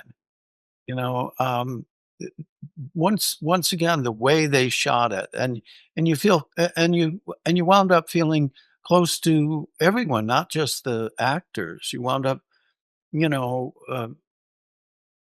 what was Ellen Mac- Macduff's husband's name? The writer. Oh. Eric Overmyer. Oh, Eric. That's I right. was trying to think of who the writer with the last name Eric Overmyer. Yes, That's right. exactly right. Sorry, Eric. Gosh, Yeah, I'd have to that's look right. that up. That's right. It's just I just like Jean, for instance. You know, is Sagoniac. I never could figure out how to pronounce his name. Disagonzak, yeah. Yeah, I don't know if yeah. that's right either. No, I think that's right. That's closer to mine anyway. But you just felt tight with everybody and comfortable, and you would have experiences with them. I remember with Melissa, just being so blown away by her acting ability, and then I wound up being doing a film with Melissa later on. Oh, which one? Melissa and I did a film called "The Sea Is All I Know." Hmm. It was just a little thing. It was 2011, and we played husband and wife, and it was just Oh, cool. this kind of sad tone poem, almost like of a husband and wife whose daughter is dying. Mm. This young woman who's dying, she's in a bed dying, and Melissa's the mom, and I'm the father, and I'm out in a boat somewhere on the ocean, into the bay or something, because the sea is all I know. I can't bring myself. I can't deal with that. But I loved being with Melissa. And Melissa once made me laugh because she said, "Oh, yeah, Garrity, you replaced me, in Homicide." Oh. Oh, was I that the it's a timing? The timing was she left and you came in the next Yeah, I season? love she left. I mean, I was with her for one little brief season or something like that, and she said, "Yeah, yeah, you replaced me." Oh, interesting. Yeah, we had her on. Her episode was terrific. She was very candid and she was very like you, very thoughtful about why she loved being an actor and how much it meant to her, and also how much the show meant to her at the time, and the whole ensemble cast experience, how special that was. Yeah. Even 30 years later, how special it was um, to still look at. And, I mean, for a person with the memory that I have, I have watched, it's streaming somewhere, and I haven't watched it as much as I should have prior to this, um, Zoom call with you guys, but, I'm just really impressed by it. I'm just really impressed by the reality of it. It feels just real. You walk into a squad room and there's this happening and that happening, and everybody is so tight with their own way of what they need and what you know and Yaphet's coming out of his office giving everybody a lot of crap all the time, and He's so it's good. just like it just feels real. Yeah. Yeah, it's interesting the busyness. A couple people have talked about other shows they've been on where there's not this sort of storylines happening all the time in the background, even if it's Yes. only between the beat cops that are in the background and the office personnel. But they're Yeah. all there. They're there every week. You see familiar faces. It's all Right. right there. And it sort of struck me in in Fallen Heroes 1 and 2 when they slow the action down as Mekhi Phifer grabs the gun out of, the detective's, drawer and starts shooting everyone, that there's all these things happening at the same time. And when they slow it down and show every little piece of who's walking over here and who's handing who the coffee, which is what distracts the police officer from Mekhi Phifer, who is supposedly supposed to make a phone call. So he has a hand free and he jumps up. But all that action slowed down, you really get the feel for how much we always had going on Yeah. in that squad room, or for that matter, on the street, depending on where we were. Yeah. Yeah. And it always surprises me or amazes me or delights me that other shows don't have that. The degree to which other shows seem to just focus on, okay, well, here's the situation. These two people who don't like each other, and we'll just focus on them because whatever. Mhm. I just think it's an amazing show to watch, even with The Wire. I mean, I love The Wire. And I think but people say, "Oh, you were on The Wire. That's one of the best shows ever." And I say, "Yeah, certainly is. Have you watched Homicide?" I usually say that to people too. Right. I usually say that to people as well when they mention The Wire. I go, "Have you seen Yeah. Homicide?" Most of them haven't. Right. Dial up Homicide, for God's sakes. Yeah, Wire is terrific. Yeah. I love it. Go see Homicide. Now they can, thank goodness. But And now they so many years Yeah. they couldn't. Yeah, and people around here, even people from Baltimore that are a little younger than me, they don't remember it. They only remember The Wire. They don't remember The Corner, and they don't remember Homicide. Yeah. But the Wire is the one that stands out for everyone, and I always think Homicide is the one that made all those other things possible. Yeah. One quick thing. When I was in Baltimore chatting with a stranger in the bar and mentioned this podcast, they said to me, "Have you considered doing a podcast about The Wire? Because a lot more people remember that." Sure. Yeah. Right. No. Why? There's already quite a few podcasts about The Also, Wire. because I didn't work on The Wire, so Exactly. we're doing this. You did. Were you a judge, I think, weren't you? Yeah. Were you a judge on The Wire? I vaguely remember I you were a was judge. the judge that gave them permission to do The Wire because of the kids that were doing the drug dealing had to communicate with one another using pagers That's it. on their belt or whatever. And the cops wanted to listen in to their conversations or track them or whatever it was. But just like with phones, you need the judge to say, yes, you have permission to do that. So I was Judge Phelan who gave them permission to do The Wire. So there would be no Wire without you. Phelan, another Irish character. Another Irish character. Yeah, I should just list all the Irish cops, detectives, and priests that I've done. And I loved it. I did a film with Dominic West, who was the Oh yes, McNulty. Yeah, yeah, he was McNulty on The Wire, and I did a film with him before that. It was called Surviving Picasso. And Picasso was played by Sir Anthony Hopkins. And Tony and I he was so generous to me because I was just trying to get off the alcohol bandwagon.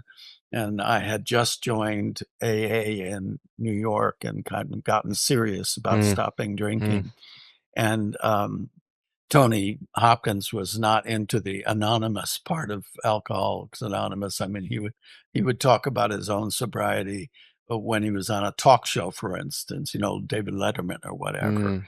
And so he wasn't into the anonymity of it. But when I got to France, because our first shot was in Provence, and I played his chauffeur. So I was on the film from the first day to the last day.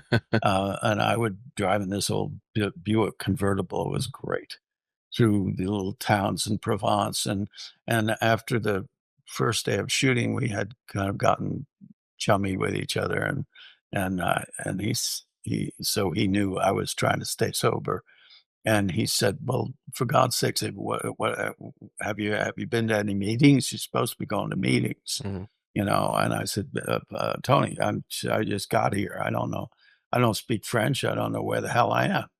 And he said, "Be on your tomorrow's Saturday. Be on your uh, on your Hotel Provence, which is in this peninsula, Presqu'île Mm. Gien, an old town called Gien on the end of it. And there was a Hotel Provençal, and that's where we were staying." He says, "Be on the steps of that hotel at 10 o'clock tomorrow morning." And at 10 o'clock, I was on the steps, and here comes Tony in a car with a friend of his driving. And he says, "Get in the car," and drove me all the way to Nice, past La Vendue, past all Wow. the way up to Nice, where there was an English-speaking Alcoholics Anonymous Mm. meeting, and Mm. he drove me to it. And, went to the meeting with me, and then drove me back. I mean, just a generous, Mm. Mm. generous character. That's And then amazing. we shot, I always forget the time, but we shot for at least a month in Provence, at least 3 or 4 weeks in Provence, all around the La Bandue, where Picasso worked on the beach and everything. And Dominic West played his son. And, my son, Eamon, character who later on was in that apartment on 74th Street, he had just turned 16, and he got to come with me to Provence. And because he was 16, he had his driver's license. So they gave him the film company gave him a little scooter so that he could come into the country roads. So if we were shooting over here, he got to be the traffic coordinator on these little country roads. And then the day would be over, and we would drive back to the Hotel Provençal, and there was a wonderful beach there.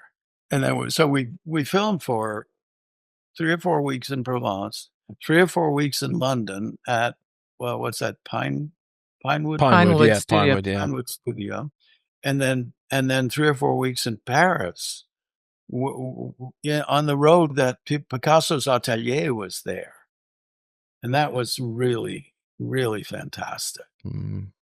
That sounds like Uh, a dream job. It's brilliant. it Yeah, was a dream. It wow. was a dream. I was being paid to be in Paris. And the street that Picasso's atelier was on, they had it boarded up, and they had gravel on the roads as if it were back in 19, whatever, 39, and you had Nazi troops. You had a couple of Nazi soldiers armed, Wow. walking down the street, and the poor peasant people, or just the Parisians that were lived on that street, were very careful. And there was a poster, wonderful poster of a boy with a baguette and a Nazi cop, and the legend on the poster said something to the effect of, "You better shut up. You Wow. better not talk. You better not keep your Mm, mm. keep your anti-German, phrases to yourself," or something. Silence. And I remember an old woman who was, because it would hire people from the area to be background. And I remember this old woman who was hired to be background in this scene on the street. And when she was a little girl, she lived on that street. So it was a recreation of her of a moment in her childhood. Mm, mm. And here she is now, an old lady being paid to be an extra on that same street. Mm. It was just wonderful. And then whatever, years later, I'm in Baltimore, and here comes Dominic West playing McNulty in The Wire, and he says, because he graduated from, I don't know, the London School of Dramatic Arts or something like that. I forget where. Yeah, I can't remember which one now, but he did go to one of the. It could have been RADA. It could have been. Yeah, I think it was Lambda. RADA. Yeah. Yeah. And so he says, Peter, please, come into my those things that actors live in. Oh, trailers. The trailer or the Please come dressing room. You've got to help me with the Baltimore accent. You see. So I spent, good luck with that. Yeah. Yeah, well, I couldn't do very much. I mean, basically, I could do New York, and by that time, I could do a little Baltimore. I mean, the main thing about Baltimore is that I know is that you don't pronounce the T in Baltimore. It's Baltimore. It's more like a D. Very good. Baltimore. Yep. Yeah. Or Okay, Baltimore. that's a story that has nothing to do with anything. It was great, I though. like it, though. It's good. It makes It's me want to good. go watch that movie, like, right now. Yeah. One random question. And maybe slightly personal, and feel free to decline. What was it like being in France? Because obviously there's all that World War II connection. You were saying your father was in World War I and World War II. Did he serve in France? No. No. My dad joined the Navy in 1917.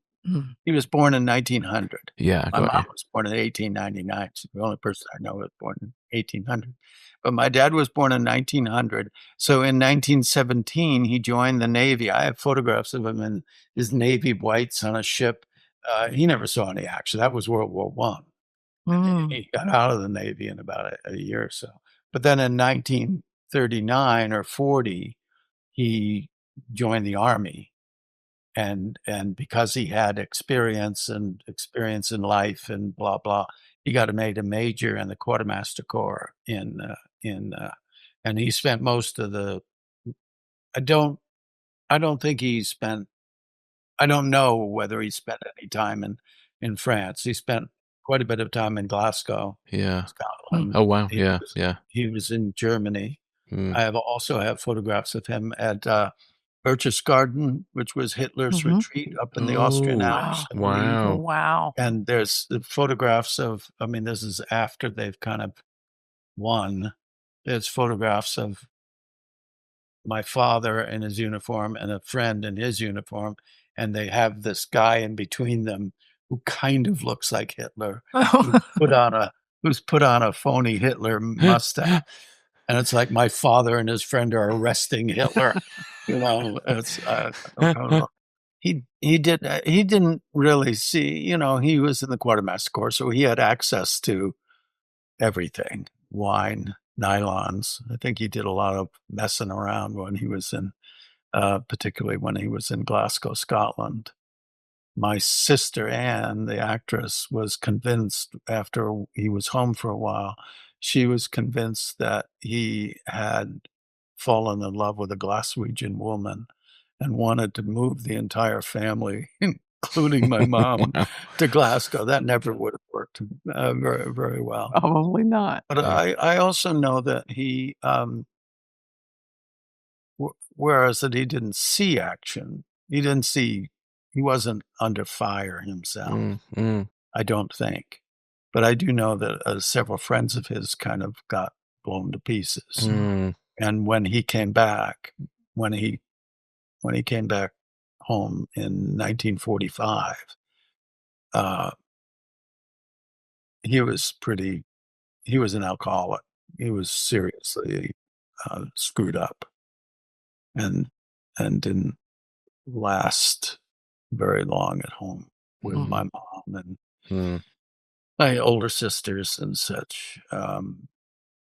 So he sort of disappeared. He went to live with my Aunt Charlotte in Fairfield, Connecticut, who had the 9 boys, but they were all grown and, the Archbishop was already a priest or Monsignor. The Archbishop was ordained in the Cathedral of Notre Dame in Paris. But I don't know. Well, thank you for sharing that. That's why I punched a nun. Yeah. Well, it is. Yeah. Luckily, I you're 8 punched years him. old when that happened. Well, I was an angry kid. No, eighth This is grade, not 8 years Oh, old, eighth right? grade. Sorry. Okay. Well, how I are you in 8th grade? was like 12 or 14, Oh, okay. So it's getting slightly. yeah, 13. Yeah. 13. I think I was 13. Yeah. It's actually, and then they put me in the French boarding school, and that's summer I went to Provincetown and played the newspaper boy. Wow. So it was an eventful year for me Yeah. on getting the theater. That's how your career started, effectively. It's There you brilliant. go. Well, Yeah. oh, God that's bless brilliant. the people that laughed at the newspaper boy. Yeah. Mhm. One one random question, and obviously you've sort of answered it because you mentioned where you were living in Baltimore earlier and you had that lovely Greek restaurant. Do you have any kind of did you have any haunts or memories of food and things in Baltimore? Because obviously Baltimore's very famous for its crabs and everything else. That was the one thing that I remember was because I did. That was the one thing I remember was that there was a restaurant. I don't remember the name of it or anything, but they were famous for their soft shell crabs, and they would spread. You go into a table and they would spread newspapers out on the table and give you a bunch of crabs and a hammer because you're like smashing the crabs and getting the meat out of the crabs. It was quite wonderful. Mm. And then, then they just roll up the newspapers at the end of Oh, it. that's right. And now I have to clean up. I don't remember the name of that. I think it Hmm. was on Broadway, but we used to go there quite a bit. And we'd go to a couple of the bars, on across the street from where we were filming. Right, Cooper's and the waterfront. Well, the waterfront, and then we got kicked out of there for some reason, and then we ended up at Cooper's all the time. And then John Stevens down on the other corner at Ann Street. John Stevens was also one of the places we went. Mm. And I don't know what would have been up on Broadway besides Jimmy's. Who was up on Broadway that had hard crabs? I don't. Well, they're everywhere, so who knows? It could have been any place, right? Yeah. Yeah. That's cool. What was it like returning to Baltimore for the reunion? Because you were at the reunion. It was cool. I went into Schlancha sometime before going to the reunion. Actually, I went into Schlancha and talked to a couple of the waitresses and found that they had a nice Schlancha T-shirt, and then I went back to the reunion and it was all like for me it was all like trying to remember people's faces, Mhm. like Ellen McDuff. Yes, I saw her and I recognized her, but I did not put her together in my brain as Same. the barmaid until she told me. I felt so bad. She had to tell me she. I knew she was the barmaid. I couldn't remember her name for a little while. Mhm. And I believe she and Eric are married. She and Eric Overmeyer. Mhm. And I know that for one of the episodes or for a little bit there, Gharty is supposed to have a real crush on her. Right, smitten. You were smitten with her. Yes. I was smitten, and that wasn't hard to play. Mhm. Um, And then you were flabbergasted that she was interested in Munch because then they get married, right? Oh, yes. well, that's a reason to hate Munch. Yeah. What was Eric like at that reunion? I don't know if he was there, if I would have recognized him. Was he there? You were back in the corner I with believe he Tom was there. Tom Yeah. and David and Ellen and the whole Kyle. a slew of and Kyle and Isabella. Yeah. But I believe Eric was there. Wonderful writer. Yeah, that was fun. So, any other thoughts or takeaways from your time on the show? And I know, well, I think you were driving after the reunion to go to do uh, a theater project. Anything you wanna mention, that you're working on now or upcoming things, or I it was 5 questions in one, sorry. Yeah, no, I mean, I was so happy to get the call from Tom to come to his library where I had been there before. I'd Mhm. done something there, some reading years ago. And I was so happy to come and do that "Who Am I" reading of his play. And at that same time, I, um, I was working on, uh, doing a reading for another gentleman who had written a piece called "The Gulf," and it's about,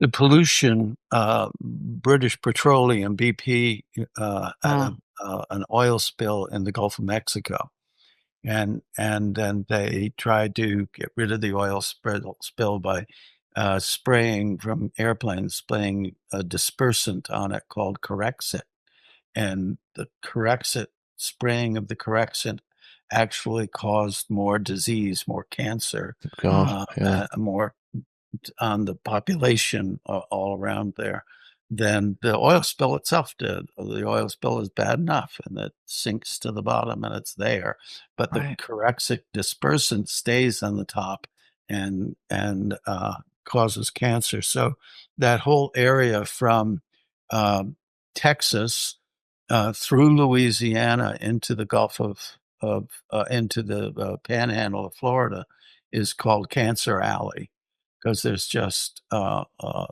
thousands and thousands of people suffering from one form of cancer or another form of cancer, and that's what this piece called "The Gulf" Mm, is all about. And we spent 6 days working on it. I carved out one of those days. There's the one day of working, and then three more. But the one in the middle, I carved out to thank God I was in New York City. I could go and do Tom Fontana's reading of Who Am mm. I? So I had that going at the same time. And then we did a final reading of it at the McCarter Theater in Princeton. Um, so I don't know what will come of that Mm. either. And I don't know what will come of Tom's piece.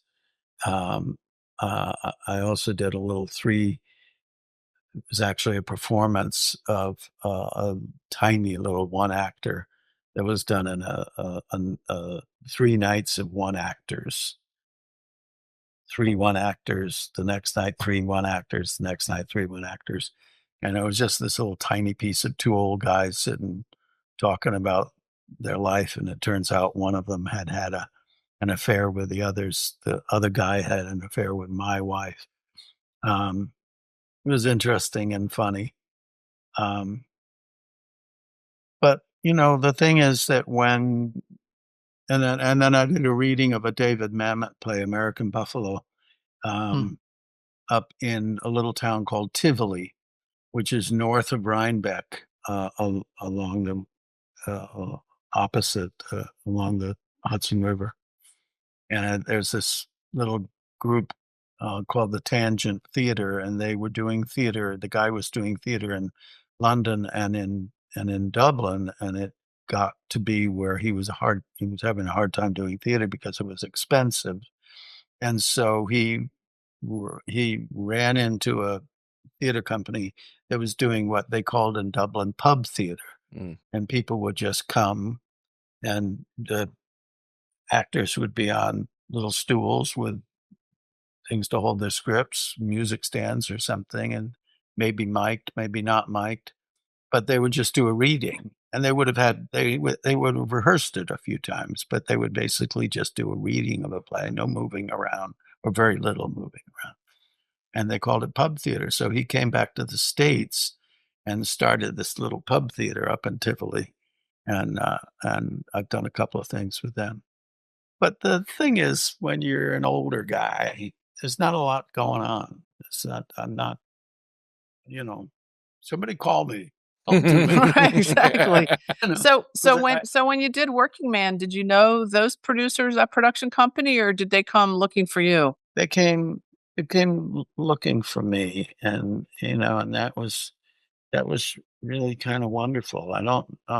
Bob Jury wrote it and directed it, and at the time I still have, but I'm dealing with it.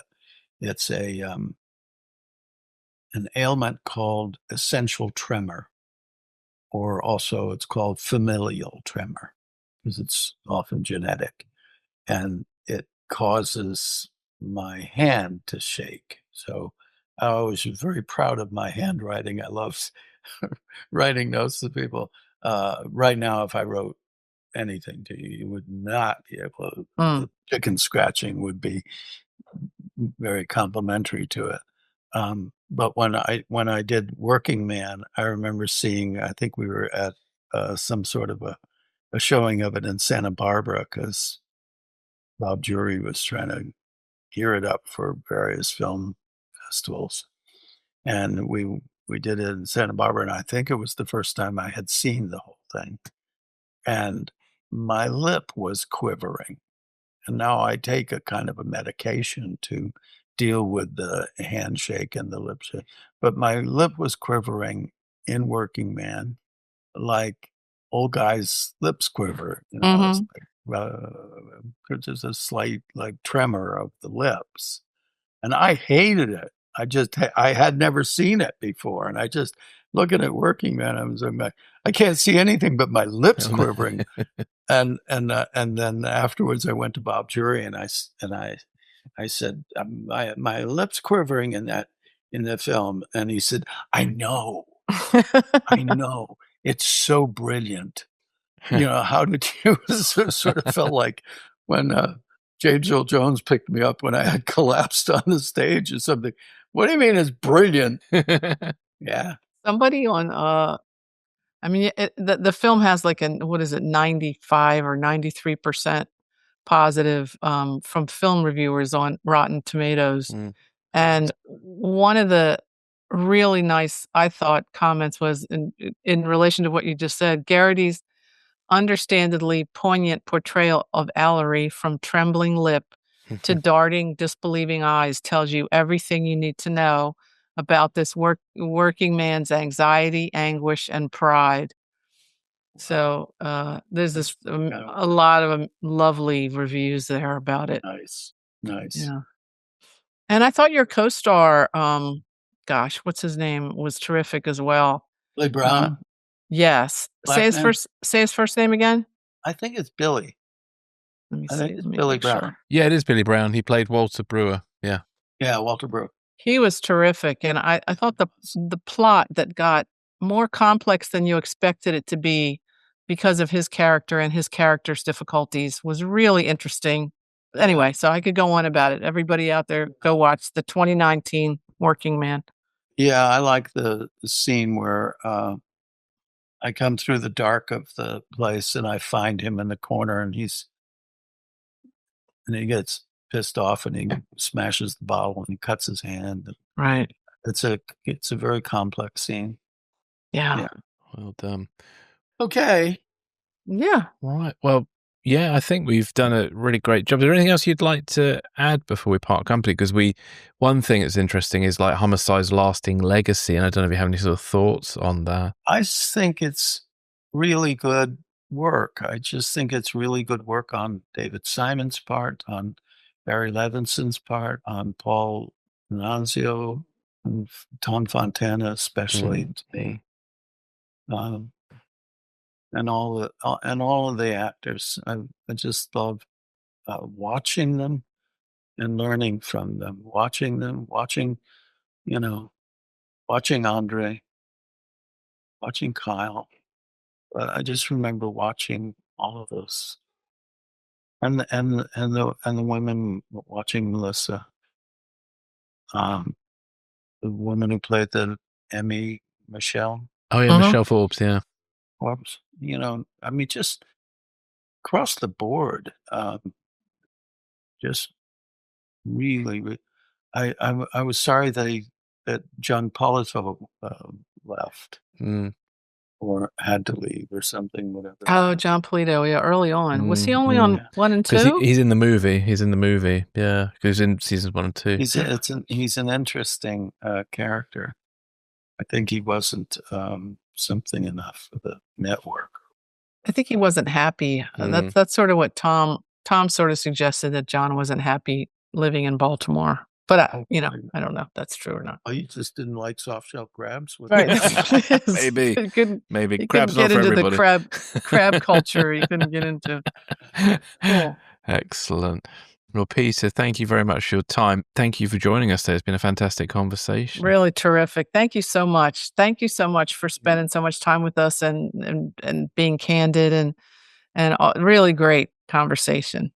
Well, thank you for allowing me to drone on. Sure. It's been great. Those are the best thing. The best things are people's, recollections that relate to different things. That's always really fascinating. Mm.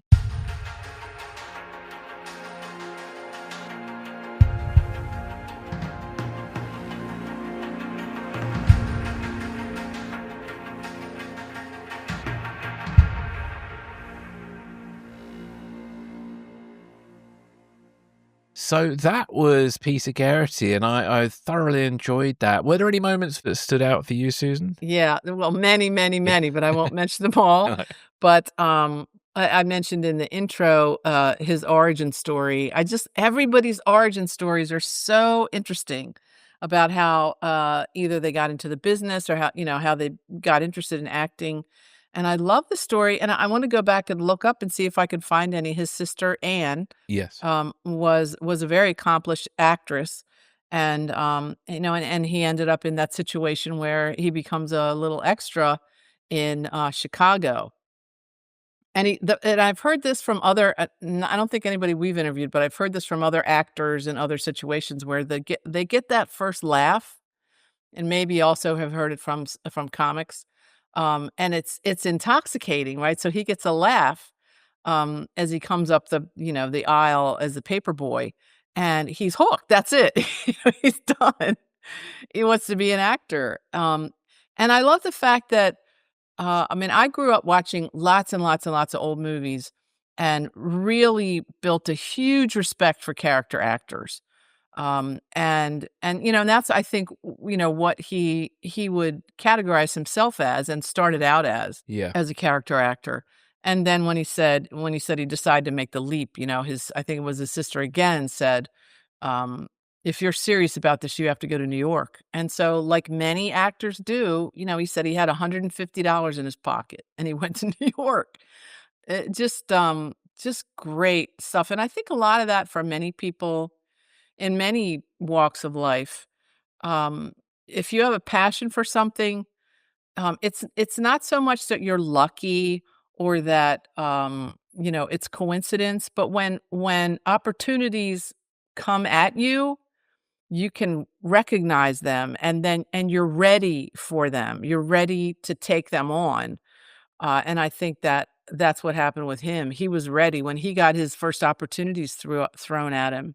I mean, he was on Broadway, like, right off the bat. Just amazing stories about his theater background. How about you? What any stories stand out for you? Yeah, well, I fun enough, relating to his past, it was when he talked a bit about the Vietnam episode, The Same Coin, which was in Homicide season 7, and it brought back memories of his early days in theatre, sort of doing those anti-war plays in the sort of Vietnam era, and I thought that was very interesting. And and also I really enjoyed just throughout the interview, his talking about his acting process and the importance of being in the moment. And then he talked about how that sometimes not conflicted, but was a different style to other actors he worked with. So he mentioned Kelly Thorne, and he said Kelly Thorne was an actress who liked to be very prepared, whilst he liked to kind of just sort of bounce off people. And yeah, you kind of see it on screen. He is a very reactive person, which I quite like with his work on the show. Yeah, I think it makes his acting feel very not acting, right? Yeah, it's very It naturalistic. feels very natural.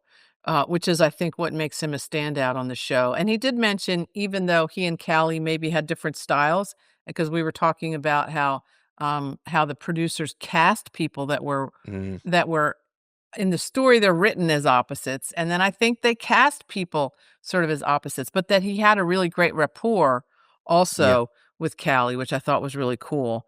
And he did say that being on Homicide was like being in a theater company. And he talked about the cacophonous nature of the show and that there was something happening all the time. Like, I love the story where he said, he had just started on the show and he was watching what Ned Beatty was doing. Mm. And Ned Beatty was just sitting at his desk shuffling papers, acting like a detective, right?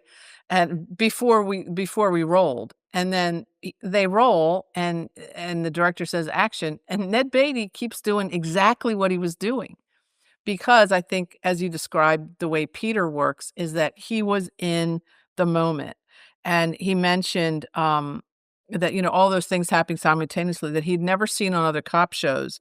And that Mm. he felt, he says, I just had to hang on and do what I had to do. It was a style of filmmaking I hadn't seen before or since. And so I think it's true that the people that have the theater, now, I'm not knocking anybody that didn't have theater experience, the actors that came in, but the people that had theater experience, or like Isabella, who had the improv experience, but when you're on stage, you're never off. You're never off unless Mm. you're off stage, right? Yeah. And And things happen as well. Unexpected things happen that you have to work with. Somebody forgets a line, or suddenly they jump two pages ahead. All sorts of right. things happen on stage. Yeah. And so to come into that situation where you Mm. had to always be on in an ensemble cast when you never knew who was going to be on camera, when or why, and when you may finish your lines and think you're done, Dijon or Alex may swing back over to you at the end of the scene just to catch your reaction, not to catch a line, but just to catch your face. Like, what's your face doing at the end of the scene? What does it Yeah. mean to you? I'm going to go look at it, right? Yes, yeah, indeed, indeed. And talk about Callie Thorne. I did love Peter's story about how they went. I think they were driving to New York and kind of got lost. They got lost in the woods, and Callie started to panic a bit, and Peter wasn't sure what this panic was about. And then it turned out that she had a fear of this show called Children of the Corn. Right. I found that hilarious. This sort of Stephen King book that got turned into a show. So I found that very funny.